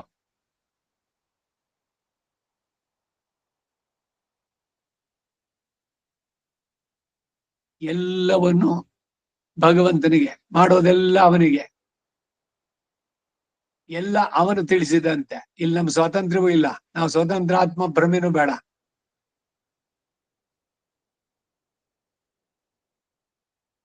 ಈ ಅನಿಷ್ಟ ನಿವೃತ್ತಿ ಆದ್ಮೇಲೆ ಮುಂದಿನ ನಾರಾಯಣಾಯ ಎಂಬ ಪದವು ನಾರಾಯಣಾಯ ಸ್ಯಾಮ್ ಅಂದ್ರೆ ನಾರಾಯಣನಿಗೇನೆ. ನಾವಿರೋದು ನಾರಾಯಣನಿಗೇನೆ. ನಾವೇನೇ ಮಾಡೋದು ಅದು ನಾರಾಯಣನಿಗೇನೆ, ಅದು ನನಗಲ್ಲ, ಸ್ವಲ್ಪನೂ ನನಗಲ್ಲ. ಸ್ವಲ್ಪ ಅವನಿಗಿರ್ಲಿ, ನಂಗೊಂಚೂರು ಇರ್ಲಿ. ಈಗ ಶರೀರ ನನಗೇನೋ ಒಂದ್ ಸಿಹಿ ಇಷ್ಟ, ಸರಿ, ಇದು ನನ್ನಲ್ಲಿರುವ ಆತ್ಮನಿಗೆ ಅದು ಸಿಹಿ ಆದದ್ದು, ಅವನಿಗೆ ಮುಕ್ಕಾಲು ಪಾಲು ಕೊಟ್ಬೋಣ. ಶರೀರಕ್ಕೆ ನನಗೂ ಸ್ವಲ್ಪ ಇರ್ಲಿ ಅಂತೇನಾರು ಉಂಟಾ? ನನಗೂ ಸ್ವಲ್ಪ ಅಲ್ಲಿ ಸ್ವಲ್ಪ ಅಂತಂದ್ರೆ ನೀವು ಪೂರ್ಣವಾಗಿ ಅವನಿಗೆ ಕೊಟ್ಟಿಲ್ಲ ಅಂತ ಆಗತ್ತೆ. ಈ ಒಂದು ಸಂಘದಲ್ಲಿ ಅವನು ಟ್ರೆಜರರು ಪ್ರೆಸಿಡೆಂಟು ವಂದನಾರ್ಪಣೆ ಮಾಡ್ತೀನಿ ಅಂತ ಹೇಳಿ ಸಂಘದ ಪರವಾಗಿ ಮತ್ತು ವೈಯಕ್ತಿಕವಾಗಿ, ಎಂತ ವೈಯುಕ್ತ? ನೀನ್ ಸಂಘದಲ್ಲಿ ಇರೋ ಹೊತ್ತಿಗೆನೆ ನಿನ್ಗೆ ಅದ್ ಕೊಳ್ಳಿದ್ದು. ನೀನ್ ಸಂಘದಲ್ಲಿ ಸೇರಿ ಇಲ್ವೋ? ನೀನ್ ವೈಯುಕ್ತಿತೆ ಯಾಕ್ಬೇಕಲ್ಲಿ? ಅನೇಕ ಬಾರಿ ಈ ಮಾತನ್ನ ಹೇಳಿದ್ದೀನಿ ನಾನು. ಯಾಕೆ ಮತ್ತೆ ಮತ್ತೆ ಹೇಳ್ತಾ ಇದ್ದೀನಿ ಅಂದ್ರೆ ಆ ನಾನು ನಂದು ವೈಯಕ್ತಿಕವಾಗಿ, ಆ ವೈಯಕ್ತಿಕ ಬಿಟ್ಬಿಡಿ, ಅದು ಹೊಟ್ಟೋಗ್ಲಿ ಪೂರ. ನೀರ್ ನುಮ್ಮದ ಎಣ್ಣೆ ಬಾಯಿ ಬೇರ್ ಮೊದಲ್ ಮಾಯ್ತು, ಬೇರ್ ಸಮೇತ ಗಿತ್ತಾಗಿ.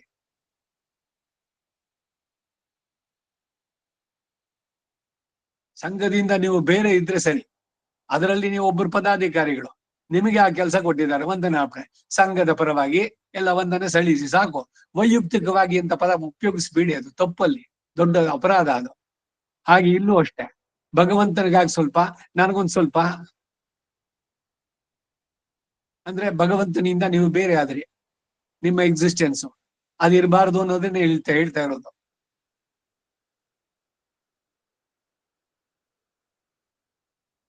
ನಾರಾಯಣಾಯ ಸ್ಯಾಮ್ ಎಂಬುದಾಗಿ ಸರ್ವವಿಧ ಕೈಂಕರ್ಯಗಳನ್ನ ನಾನು ಮಾಡ್ತೇನೆ ಎಂಬುದರಿಂದ ಪರಿಪೂರ್ಣ ಬ್ರಹ್ಮ ಅನುಭವದೊಂದಿಗೆ ನಿತ್ಯ ಕೈಂಕರ್ಯ ಪ್ರಾಪ್ತಿಯ ಪ್ರಾರ್ಥನೆಯು ಅಲ್ಲಿ ತೋರಿ ಬರುತ್ತೆ.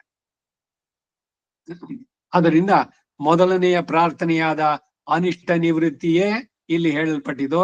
ಮುಂದೆ 28ನೇ ಶ್ಲೋಕದಲ್ಲಿ ಶುಭಾಶುಭ ಫಲೈರೇವಂ ಮೋಕ್ಷಸೇ ಕರ್ಮ ಬಂಧನೈ ಸನ್ಯಾಸ ಯೋಗ ಯುಕ್ತ ಆತ್ಮ ವಿಮುಕ್ತೋ ಮಾಂ ಉಪೈಷ್ಯಸಿ ಎಂಬಲ್ಲಿ ಇವೆರಡು ಹೇಳಲ್ಪಡುತ್ತೆ. ಪ್ರಕೃತಿಯ ಸಂಬಂಧ ಇಲ್ಲದೆಯೋ, ಪರಮಾತ್ಮ ಸಾಯುಜ್ಯ ಇಲ್ಲದೆಯೋ, ಇವೆರಡು ಇಲ್ಲದೆ ಇರುವಂತ ಸ್ಥಿತಿ, ಆ ಕೈವಲ್ಯ ಪ್ರಾಪ್ತಿ ಇರೋದ್ರಿಂದ ಇದೆರಡು ಅವಶ್ಯಕ. ಅನಿಷ್ಟ ನಿವೃತ್ತಿ ಆಗ್ಬೇಕು, ಇಷ್ಟ ಪ್ರಾಪ್ತಿ ಭಗವಂತನೇ ಸಿಗಬೇಕು. ಇವೆರಡು ಇಲ್ಲದ ಸ್ಥಿತಿ ಅದು. ಪ್ರಕೃತಿ ವಿಯುಕ್ತನಾದಂತಹ ಮೊದ್ಲೇ ಬಂತು ಈ ಆರಂಭದಲ್ಲಿ, ಏನೇನೆ ಮೂಲ ಶ್ಲೋಕದಲ್ಲಿ ಅಷ್ಟಾಂಗದಿಂದ ಬರೋದು ಅಷ್ಟೇನೆ. ಪ್ರಕೃತಿಯ ಸಂಬಂಧ ಬಿಡಿಸ್ಕೊಂಡಿದ್ದು ಸಮಾಧಿ ಸ್ಥಿತಿನಲ್ಲಿ, ಆದ್ರೆ ಭಗವಂತನ ಪಡೀಲಿಲ್ಲ. ಈ ತ್ರಿಶಂಕು ಸ್ಥಿತಿ ಇದು. ಈ ಕೈವಲ್ಯ ಬೇಡ ಅಂತ ಅನ್ನೋದು ಅದಕ್ಕೆ, ಅದನ್ನ ನಿಂದಿಸೋದು ಉದ್ದೇಶ ಇದು. ಬರೀ ಆತ್ಮವನ್ನ ನೋಡ್ಕೊಂಡು ಸಮಾಧಿ ಸ್ಥಿತಿನಲ್ಲಿ ಇದ್ಬಿಡೋದಲ್ಲ. ಆ ಆತ್ಮ ಯಾರಿಗೆ ಸೇರಿದ್ದು ಅದನ್ನ ಸರಿಯಾಗಿ ತಿಳಿದು ಆಮೇಲೆ ಅದನ್ನ ಅವನಿಗೆ ಸಮರ್ಪಣೆ ಮಾಡಿದ್ರೆ ಅಲ್ಲಿ ಪೂರ್ಣವಾಗುತ್ತೆ.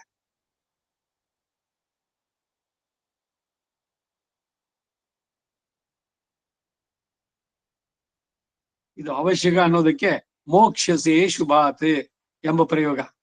ಎಲ್ಲ ಅಶುಭಗಳಿಂದ ಬಿಡುಗಡೆಯನ್ನ ನೀನು ಪಡಿತೀಯ. ಮುಂದಕ್ಕೆ 2ನೇ ಶ್ಲೋಕಕ್ಕೆ ಬರೋಣ. ರಾಜವಿದ್ಯಾ ರಾಜಗುಹ್ಯಂ ಪವಿತ್ರಂ ಇದಮುತ್ತಮಂ ಪ್ರತ್ಯಕ್ಷಾವಗಮಂ ಧರ್ಮ್ಯಂ ಸುಸುಖಂ ಕರ್ತುಮವ್ಯಯಂ. ಮೂಲಕ್ಕೆ ಅರ್ಥ.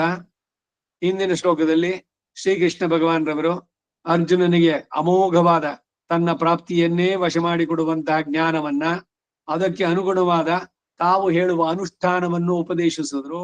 ಅದರ ಅನುಷ್ಠಾನ ಬಹು ಕಷ್ಟ ಸಾಧ್ಯವೆಂದು ಏನಾದ್ರೂ ತಿಳಿದು ಎಲ್ಲಿ ಅವನು ಹಿಂತೆಗೀತಾನೋ ಅಂತ ಯೋಚಿಸಿ ಅದನ್ನೇ ಇನ್ನೂ ಹೆಚ್ಚಾಗಿ ಕೊಂಡಾಡಿ ಅನುಷ್ಠಾನವು ಸುಸುಖ ಎಂದು, ಸುಖಕರವಾದದ್ದು ಎಂದು ಉಪದೇಶಿಸ್ತಾರೆ. ಈ ವಾದ್ಯಾರ್ಗಳು ಮಾಡ್ತಾರಲ್ಲ, ಅಯ್ಯೋ ಇದೆಲ್ಲ ಆಗೋಲ್ಲ ಬಿಡಿ ನಿಮಗೆ, ಪ್ರಾಯಶ್ಚಿತ್ತಗಳು ಇದೆಲ್ಲ, ಅವೆಲ್ಲ ಷೋಡಶ ಮಾಸಿಕಗಳನ್ನ ನಡೆಸ್ಬೇಕು, ನೀವಲ್ಲಿ ಸರಿಯಾಗಿರ್ತೀರೋ ಇಲ್ವಾ, ಇಲ್ಲ ಇನ್ನೆಲ್ಲೋ ನೀವು ಹೋಗ್ತೀರಿ, ಮಧ್ಯದಲ್ಲಿ ಈಗೇನು ಎಲ್ರು ಅಮೆರಿಕ ಮತ್ತೊಂದ್ ಕಡೆ ಹೋಗೋದು, ಹಾಗೋದ್ರೆ ಆಗೋದಿಲ್ವಲ್ಲ, ಅದಕ್ಕೆ ಒಂದು ಕೆಲಸ ಮಾಡಿ, ನಾರಾಯಣ ಬಲಿ ಹಾಕ್ಬಿಡಿ.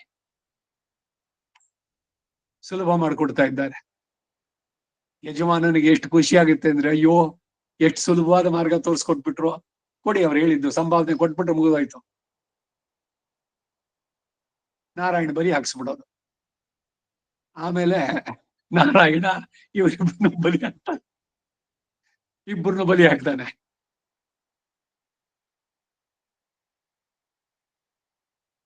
ಅದಕ್ಕಾಗಿ ಇಲ್ಲಿ ಕೃಷ್ಣ ಏನ್ ಮಾಡ್ತಾ ಇದ್ದಾನೆ ಅಂದ್ರೆ, ಇಷ್ಟೆಲ್ಲ ಕಟ್ಟಾನೋ, ಅಯ್ಯೋ ಅದೆಲ್ಲ ಬಳಪ ನಮಗೆ, ಅದೆಲ್ಲ ಮಾಡ್ಕೊಂಡು ಎಲ್ಲಿ ನಾವು ಸಾಕು ಇಷ್ಟ ಇದ್ಬೇಡ ಅಂತ ಅನ್ಕೊಳ್ಳೋದು ಬೇಡ ಅನ್ನೋದಕ್ಕೆ ಹೇಳ್ತಾ ಇದ್ದಾರೆ. ಅದರದನ್ನೇ ಇನ್ನೂ ಸ್ವಲ್ಪ, ಇದು ಪವಿತ್ರಂ ಇದಮುತ್ತಮಂ ಅದನ್ನ ತಿಳಿಸ್ತಾ ಇದ್ದಾರೆ.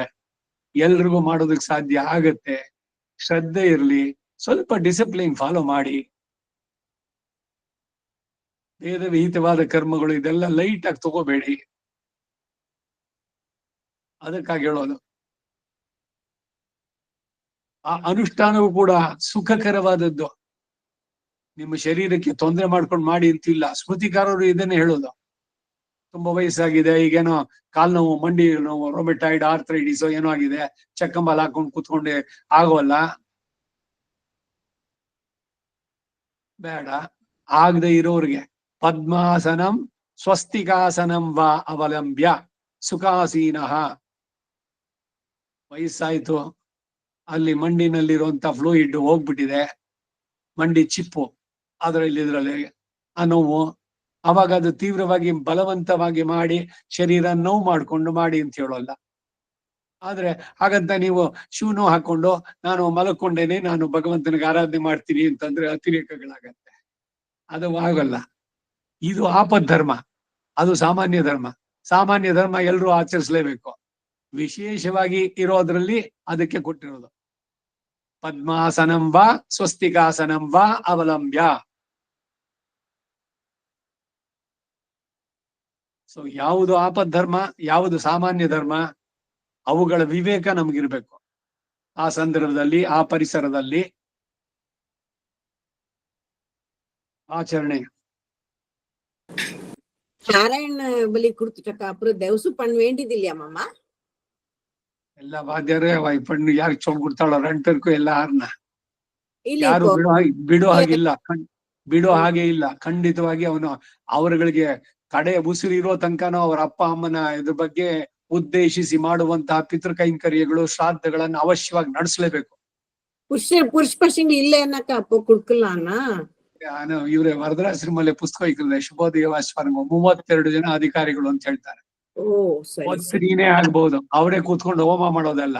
ಅವರು ಪ್ರತಿನಿಧಿಯಾಗಿ ಅಸ್ಯ ಯಜಮಾನಸ್ಯ ಪತ್ನಿ, ಅವರು ಯಜಮಾನಿ ಅವರ ಹೆಸರಿನಲ್ಲಿ ನಡೆಸುವಂತದ್ದು. போயிட்டு ஒரு பொன் பசங்க இருந்தாக்கா ಎಲ್ಲದಕ್ಕೂ ಅತ್ತು ಆನ್ಸರ್ ಹಂಗೆ ಸರಿ ಎಲ್ಲರೂ ಅವಶ್ಯಮ ಪಣ್ಣಣು. ಮಗಳ ಮಗ ದುಹಿತರು, ಮಗಳು ಆಗ್ತಾಳೆ, ಮಗನು ಆಗ್ತಾನೆ, ಪತ್ನಿ ಆಗ್ತಾಳೆ. 32 ಜನ ಹೇಳ್ತಾರಲ್ಲಿ ನಡೆಸಬೇಕು. ಯಾಕೆ ಅಂದ್ರೆ ಶರೀರಕ್ಕೆ ಕಾರಣಕರ್ತರಾದವರು ತಂದೆ ತಾಯಿಗಳು. ಅದಕ್ಕಾಗಿ ಅದನ್ನ ಈಗ ಅವರು ಮೋಕ್ಷ ಕೊಟ್ಟೋಗಿದ್ದಾರೆ, ಅವ್ರಿಗೆ ಆಗ್ಬೇಕು ಇದೆಲ್ಲ ಅಂತ ಅಂದ್ರೆ ಪಿತೃ ಗಣಗಳಿದ್ದಾರೆ, ಪಿತೃ ದೇವತೆಗಳ ಉಪಾಸನೆ ಅದೆಲ್ಲ ಆಗ್ಬೇಕಾದ್ರು. ಸರಿ ಮಾಮ.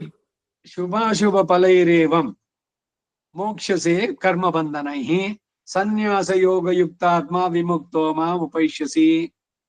ಪ್ರಕೃತಿ ಸಂಬಂಧ ಇಲ್ಲದೆಯೋ, ಪರಮಾತ್ಮ ಸಾಯುಜ್ಯ ಇಲ್ಲದೆಯೋ ಇಲ್ಲದಿರುವಂತಹ ಕೈವಲ್ಯ ರೂಪ ಪ್ರಾಪ್ತಿ ಉಂಟಾಗತ್ತೆ. ಅದರಿಂದ ಇದೆರಡು ಅವಶ್ಯಕ.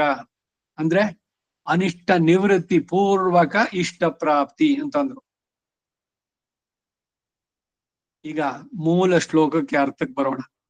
ಹಿಂದಿನ ಶ್ಲೋಕದಲ್ಲಿ ಭಗವಾನ್ ಅರ್ಜುನಿಗೆ ಅಮೋಘವಾದ ತನ್ನ ಪ್ರಾಪ್ತಿಯನ್ನೇ ವಶ ಮಾಡಿಕೊಡುವ ಜ್ಞಾನವನ್ನು ಹೇಳಿದ್ರು. ಇದು ಅತ್ಯಂತ ಸುಸುಖವಾದದ್ದು ಅಂತ ಹೇಳಿದ್ರು. ಹೇ ಅರ್ಜುನನೇ, ನಾನು ಈಗ ನಿನಗೆ ಉಪದೇಶಿಸಬೇಕು ಅಂತ ಇರೋದು ಇನ್ನು ಎಂತದ್ದು ಅಂತಂದ್ರೆ ಕೇಳು. 2ನೇ ಶ್ಲೋಕದಲ್ಲಿ ಹೇಳ್ತಾ ಇರೋದು ರಾಜವಿದ್ಯಾ, ವಿದ್ಯೆಗಳಲ್ಲೆಲ್ಲ ಇದು ರಾಜ, ಸರ್ವಶ್ರೇಷ್ಠವಾದ ವಿದ್ಯೆ. ಅದಕ್ಕೆ ಈ ಅಧ್ಯಾಯಕ್ಕೆ ರಾಜವಿದ್ಯಾ ರಾಜಗುಹ್ಯ ಯೋಗೋ ನಾಮ ಅಂತ ಹೇಳಿದ್ದು. ಹಾಗೆಯೇ ರಾಜಗುಹ್ಯಂ ಎಲ್ಲ ಗೋಪ್ಯವಾದಂತಹ ಎಲ್ಲ ಉಪದೇಶಗಳಿಗಿಂತ ಅತ್ಯಂತ ಗೋಪ್ಯವಾದದ್ದು, ರಹಸ್ಯವಾದದ್ದು. ಅದಕ್ಕೆ ಅದು ರಹಸ್ಯತ್ರಯ ಹೇಳಿದ್ದು. ವೇದಾಂತ ದೇಶಿಕರ ರಹಸ್ಯಗಳು ರಹಸ್ಯ ಗ್ರಂಥಗಳಿಲ್ ಅಂತಾರೆ. ಎಲ್ಲವೂ ರಹಸ್ಯವಾದದ್ದು, ಬಹಳ ಮುಖ್ಯವಾದದ್ದು. ಸರಿಯಾಗಿ ಅದನ್ನ ತಿಳಿಯಬೇಕು. ಅದಕ್ಕೆ ಸಿದ್ಧತೆ, ಪಾತ್ರತೆಗಳನ್ನ ನೋಡಿ ಹೇಳ್ಬೇಕು. ಇವೆಲ್ಲ ರಹಸ್ಯವಾದದ್ದು.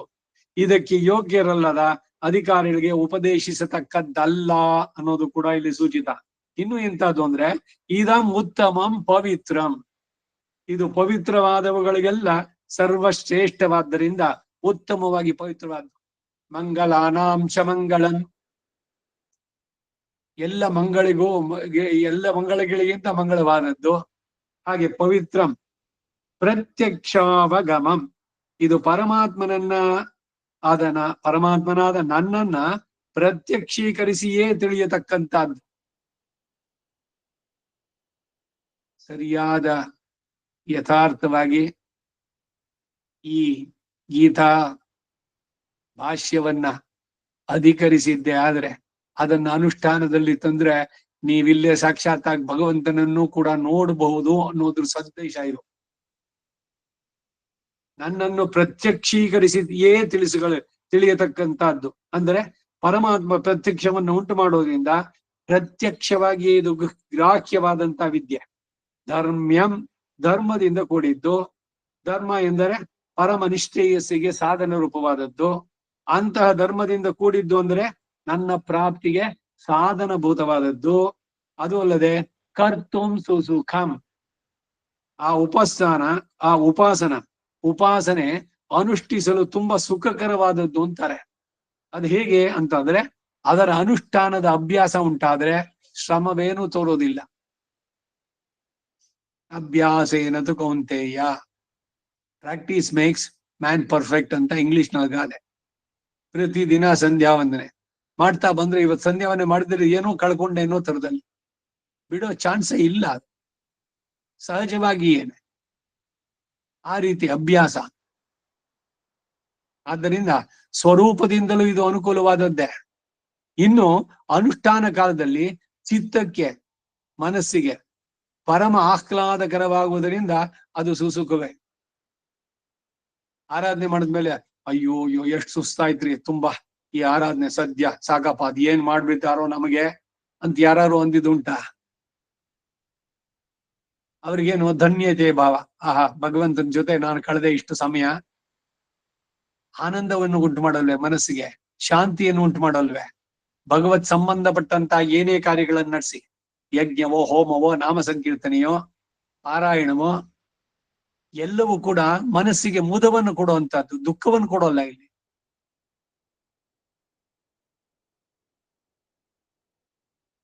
ಚಿತ್ತಕ್ಕೆ ಪರಮ ಆಹ್ಲಾದಕರವಾದದ್ದರಿಂದ ಇದು ಸುಸುಖವೇ. ಮನಸ್ಸಿಗೆ ಯಾವಾಗ ಸುಖ ಉಂಟಾಯಿತೋ ಆಗ ಸುಸುಖವೇ ಎನ್ನೋ ಭಾವ. ಮತ್ತು ಅದು ಮತ್ ಪ್ರೀಣನವನ್ನು ಉಂಟು ಮಾಡುತ್ತೆ. ಮತ್ ಪ್ರೀಣನ ಅಂದ್ರೇನು? ಭಗವಂತನಿಗೆ ಪ್ರೀತಿಯನ್ನು ಉಂಟು ಮಾಡುತ್ತೆ. ಜನ್ಮ ಕರ್ಮ ಚಮೇ ದಿವ್ಯಂ ಯೋ ವೇತ್ತಿ ತತ್ವತಃ. ಅರ್ಜುನ, ಅವರು ಪುನಃ ಸಂಸಾರಕ್ಕೆ ಬರೋದಿಲ್ಲ ಅಂತಾರೆ. ಇವನೇ ಕೃಷ್ಣ ಹೇಳಿದ ಮಾತದು. ಹಾಗೆ ನನಗೆ ಪ್ರೀತಿಯನ್ನ ಉಂಟು ಮಾಡೋದಕ್ಕಾಗತ್ತೆ, ಕಾರಣವಾಗುತ್ತೆ ಇದು. ಇವರು ಶಾಸ್ತ್ರಗಳಲ್ಲಿ ವರ್ಣಾಶ್ರಮ ಧರ್ಮಗಳಲ್ಲಿ ಶ್ರದ್ಧೆಯಿಂದ ಅದನ್ನು ಆಚರಿಸಿದ್ದೇ ಆದ್ರೆ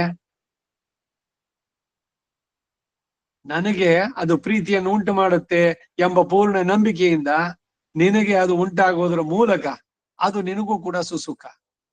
ಹೀಗೆ ಈ ಮೂರು ವಿಧವಾಗಿ ನೀನು ಪರ್ಯಾಲೋಚಿಸಿದ್ರೂ ಕೂಡ ನಿನಗೆ ಇದು ಅನುಕೂಲವಾಗಿಯೇ ತೋರೋದರಿಂದ ಸುಸುಖಂ, ಅತ್ಯಂತ ಸುಖಕರವಾದದ್ದು. ಅನುಕೂಲವೋ, ಯಾವುದು ಅನುಕೂಲವೋ ಅದೇ ಸುಖ, ಯಾವುದು ಪ್ರತಿಕೂಲವೋ ಅದೇ ದುಃಖ. ಉಪಾಸನ ಸುಖಕರವಾದದ್ದು ಎಂಬುದಕ್ಕೆ ಮಾನಸಮಿತಿ ವಿದ್ವಾಂಸಸ್ತಸ್ಮಾತ್ ವಿದ್ವಾಂಸ ಏವ ಮಾನಸೇ ರಮಂತೆ. ಸತ್ಯ ಧರ್ಮ ದಾನ ತೈತಿರಿಯ ನಾರಾಯಣದಲ್ಲಿ ಆರಣ್ಯಕದಲ್ಲಿ ಹೇಳ್ಬೇಕಾದ್ರೆ ಎಲ್ಲ ಈ ಕಡೆಗೆ ನ್ಯಾಸಮೇಶಾಂ ಅತಿರಿಕ್ತ ಮಾಹುಹು ಅಂತಂದ್ರು. ಆ ಶ್ರುತಿ ಪ್ರಮಾಣ ಉಂಟು. ಮಾನಸೇ,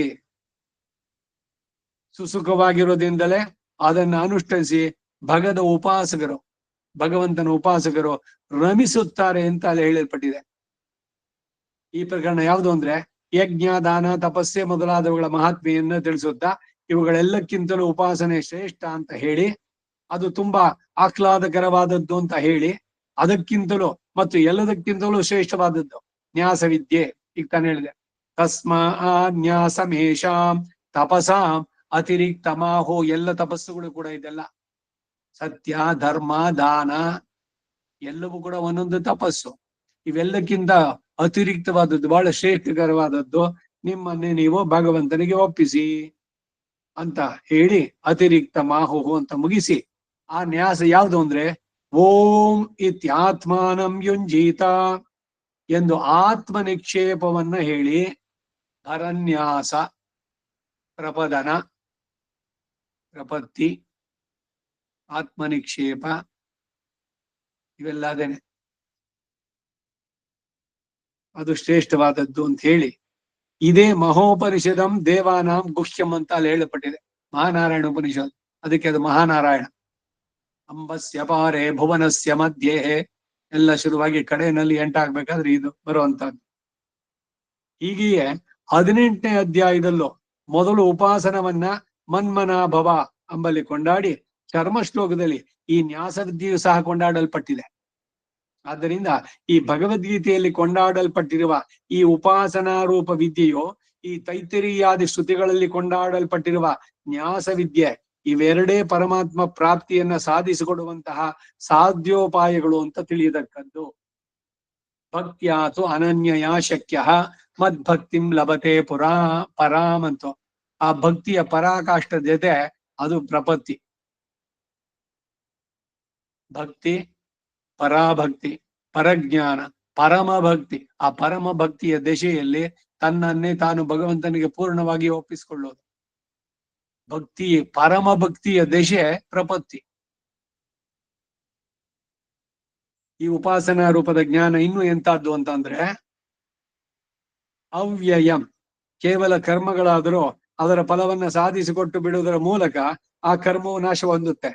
ಅದು ವ್ಯಯ ರೂಪವಾದದ್ದು. ಈ ಉಪಾಸನವಾದ್ರೂ ಭಗವಂತನನ್ನ ಅತ್ಯರ್ಥ ಪ್ರಿಯನನ್ನಾಗಿ ಮಾಡಿ ಅಕ್ಷಯ ಫಲಗಳನ್ನು ಉಂಟು ಮಾಡೋದಾಗಿ ಕಡೆಗೆ ಮೋಕ್ಷವನ್ನು ಒದಗಿಸಿಕೊಟ್ಟು ಭಗವಂತನಿಗೆ ಉಪಾಸಕನು ಪರಮ ಪ್ರಿಯನಾಗೋದ್ರಿಂದ ಇಂಥವನಿಗೆ ಇನ್ನು ಕೊಡಲು ಇನ್ನೇನು ಇಲ್ವೇ ಎಂಬುದಾಗಿ ಆತನ ಪರಮ ದಾತೃತ್ವವನ್ನ ವೃದ್ಧಿಗೊಳಿಸುವ ಮೂಲಕ ಉಪಾಸನೆ ಅವ್ಯಯ ಅಕ್ಷಯ. ಈ ಉಪಾಸನೆ ಭಕ್ತಿ ಉಪಾಸನೆ ಇದೆಯಲ್ಲ, ಇದು ಹೆಚ್ಚೆಚ್ಚಾಗುತ್ತೆ ಹೊರತು ಭಕ್ತಿ ಎಲ್ಲ ಪೂರ ಆಯ್ತು, ಖಾಲಿ ಆಗೋಯ್ತು, ಇವಾಗೆಲ್ಲ ಎಲ್ಲ ಮಾಡಿದ್ದಾಯ್ತು ಭಗವಂತನಲ್ಲಿ. ಏನೋ ಸಕ್ಕರೆ ಪೊಂಗಲ್ ಇತ್ತು, ತಿಂದ್ರಿ, ಎಲ್ಲ ಆಯ್ತು, ಪಾತ್ರೆ ಖಾಲಿ ಆಯ್ತು, ಮುಗೀತು, ಅದು ವ್ಯಯ ಆಯ್ತು. ಆಗೋ ಅಂತಂದ್ರೆ ಇಲ್ಲ, ಇಲ್ಲಿ ಇದು ಇನ್ನು ವೃದ್ಧಿ ಆಗ್ತಾ ಇರುತ್ತೆ. ದ್ರೌಪದಿ ಹತ್ರ ಇದ್ದ ಅಕ್ಷಯ ಪಾತ್ರೆ ತರ ಎಷ್ಟೆಷ್ಟು ವಿಧಾನ ಬೇಕು ಬಂದ್ರು ಕೂಡ ಬಡಿಸ್ಬೋದು, ಬರುತ್ತೆ ಅದ್ರಲ್ಲಿ ಆಹಾರ. ಹಾಗೆ ಇಲ್ಲಿ ಭಕ್ತಿ ಅನ್ನೋದು ಎಷ್ಟು ಮಟ್ಟಿಗೆ ಅಂದ್ರೆ ಭಗವಂತನನ್ನು ಇವನಿಗೆ ಹಾಳಾಗಿ ಮಾಡುವಂತದ್ದು, ನನ್ನನ್ನು ಪಡೆಯೋದಕ್ಕೆ. ಅದಕ್ಕೆ ಹೇಳಿದ್ದು ತಸ್ಯ ವಶೀಕರಣಂ ತಸ್ಯ ಶರಣಾಗತಿ ರೇವ. ಅವನಲ್ಲಿ ಶರಣಾಗತಿ ಮಾಡ್ಬಿಟ್ರೆ ಭಗವಂತನ ವಶೀಕರಿಸಬಹುದು.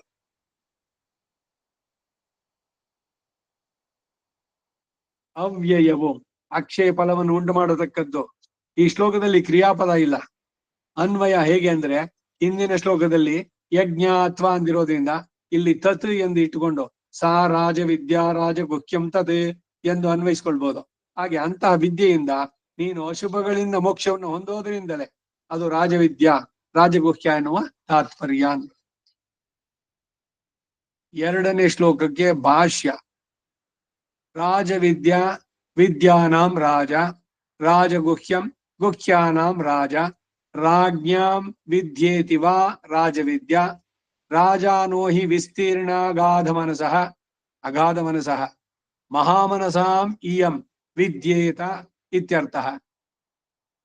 ಮಹಾಮನಸ ಏವ ಗೋಪನೀಯ ಗೋಪನ ಕುಶಲ ಇತಿ ತೇಷಾಮೇವ ಗುಹ್ಯಮಿದಂ ಉತ್ತಮಂ ಪವಿತ್ರಂ ಮತ್ ಪ್ರಾಪ್ತಿ ವಿರೋಧ್ಯ ಅಶೇಷ ಕಲ್ಮಷಾಪಹಂ.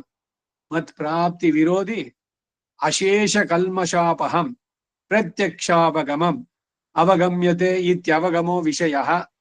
ಪ್ರತ್ಯಕ್ಷಭೂತೋ ಅವಗಮೋ ವಿಷಯೋ ಯಸ್ಯ ಜ್ಞಾನಸ್ಯ ತತ್ ಪ್ರತ್ಯಕ್ಷಾವಗಮಂ.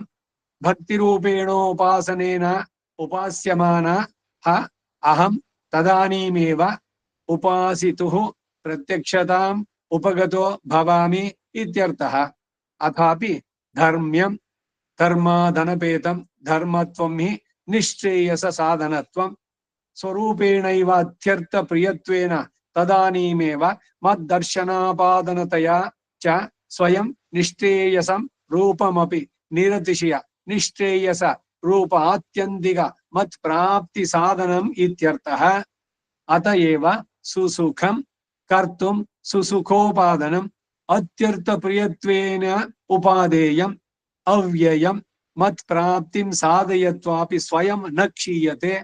ಏವಂ ರೂಪಂ ಉಪಾಸನಂ ಕುರ್ವತಃ ಮತ್ ಪ್ರದಾನೆ ಕೃತೇಪಿ ನ ಕಿಂಚಿತ್ ಕೃತಂ ಮಯಾಸ್ಯ ಇತಿ ಮೇ ಪ್ರತಿಭಾತಿ ಇತ್ಯರ್ಥಃ ಅಂದ್ರು.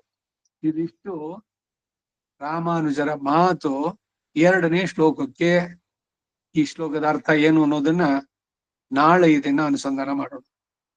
ವಸುದೇವ ಸುತಂ ದೇವಂ ಕಂಸ ಚಾಣೂರಮರ್ದನಂ ದೇವಕೀ ಪರಮ ಆನಂದಂ ಕೃಷ್ಣಂ ವಂದೇ ಜಗದ್ಗುರುಂ. ಅತಸಿ ಪುಷ್ಪ ಸಂಕಾಶಂ ಹಾರನೋಪುರಶೋಭಿತಂ ರತ್ನ ಕಂಗಣಕೇಯೂರಂ ಕೃಷ್ಣಂ ವಂದೇ ಜಗದ್ಗುರುಂ. ಕುಟಿಲಾಲಕ ಸಂಯುಕ್ತಂ ಪೂರ್ಣ ಚಂದ್ರ ನಿಭಾನನಂ ವಿಲಸತ್ ಕುಂಡಲಧರಂ ದೇವಂ ಕೃಷ್ಣಂ ವಂದೇ ಜಗದ್ಗುರುಂ.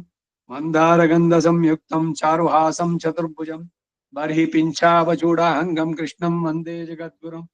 ರುಕ್ಮಿಣೀಕೇಳಿ ಸಂಯುಕ್ತಂ ಪೀತಾಂಬರ ಸುಶೋಭಿತಂ ಅವಾಪ್ತ ತುಳಸಿ ಗಂಧಂ ಕೃಷ್ಣಂ ವಂದೇ ಜಗದ್ಗುರುಂ. ಗೋಪಿಕಾನಾಂಕುಚದ್ವಂದ್ವಂ ಕುಂಕುಮಾಂಕಿತ ವಕ್ಷಸಂ ಶ್ರೀನಿಕೇತಂ ಮಹೇಶ್ವಾಸಂ ಕೃಷ್ಣಂ ವಂದೇ ಜಗದ್ಗುರುಂ. ಶ್ರೀವತ್ಸಾಂಗಂ ಮಹೋರಸ್ಕಂ ವನಮಾಲಾ ವಿರಾಜಿತಂ ಶಂಖಚಕ್ರಧರಂ ದೇವಂ ಕೃಷ್ಣಂ ವಂದೇ ಜಗದ್ಗುರುಂ. ಕೃಷ್ಣಾಷ್ಟಕಮಿದಂ ಪುಣ್ಯಂ ಪ್ರಾತರುತ್ಥಾಯ ಯಃ ಪಠೇತ್ ಕೋಟಿ ಜನ್ಮಗತಂ ಪಾಪಂ ಸ್ಮರಣೇನ ವಿನಶ್ಯತಿ. ಕವಿತಾರ್ಕಿಕ ಸಿಂಹಾಯ ಕಲ್ಯಾಣ ಗುಣಶಾಲಿನೇ ಶ್ರೀಮತೆ ವೆಂಕಟೇಶಾಯ ವೇದಾಂತ ಗುರವೇ ನಮಃ. ವಾದಿದ್ವಿಪ ಶಿರೋಭಂಗ ಪಂಚಾನನ ಪರಾಕ್ರಮಃ ಶ್ರೀಮಾನ್ ವೆಂಕಟನಾಥಾರ್ಯಶ್ಚಿರಂ ವಿಜಯತಾಂ ಭುವಿ. ಶ್ರೀಮತೆ ನಿಗಮಾಂತ ಮಹಾದೇಶಿಕಾಯ ನಮಃ. ಶ್ರೀ ವಿಜಯ ರಾಘವಾಚಾರ್ಯಾಯ ನಮಃ. ಸರ್ವಂ ಶ್ರೀ ವಾಸುದೇವಾರ್ಪಣಮಸ್ತು.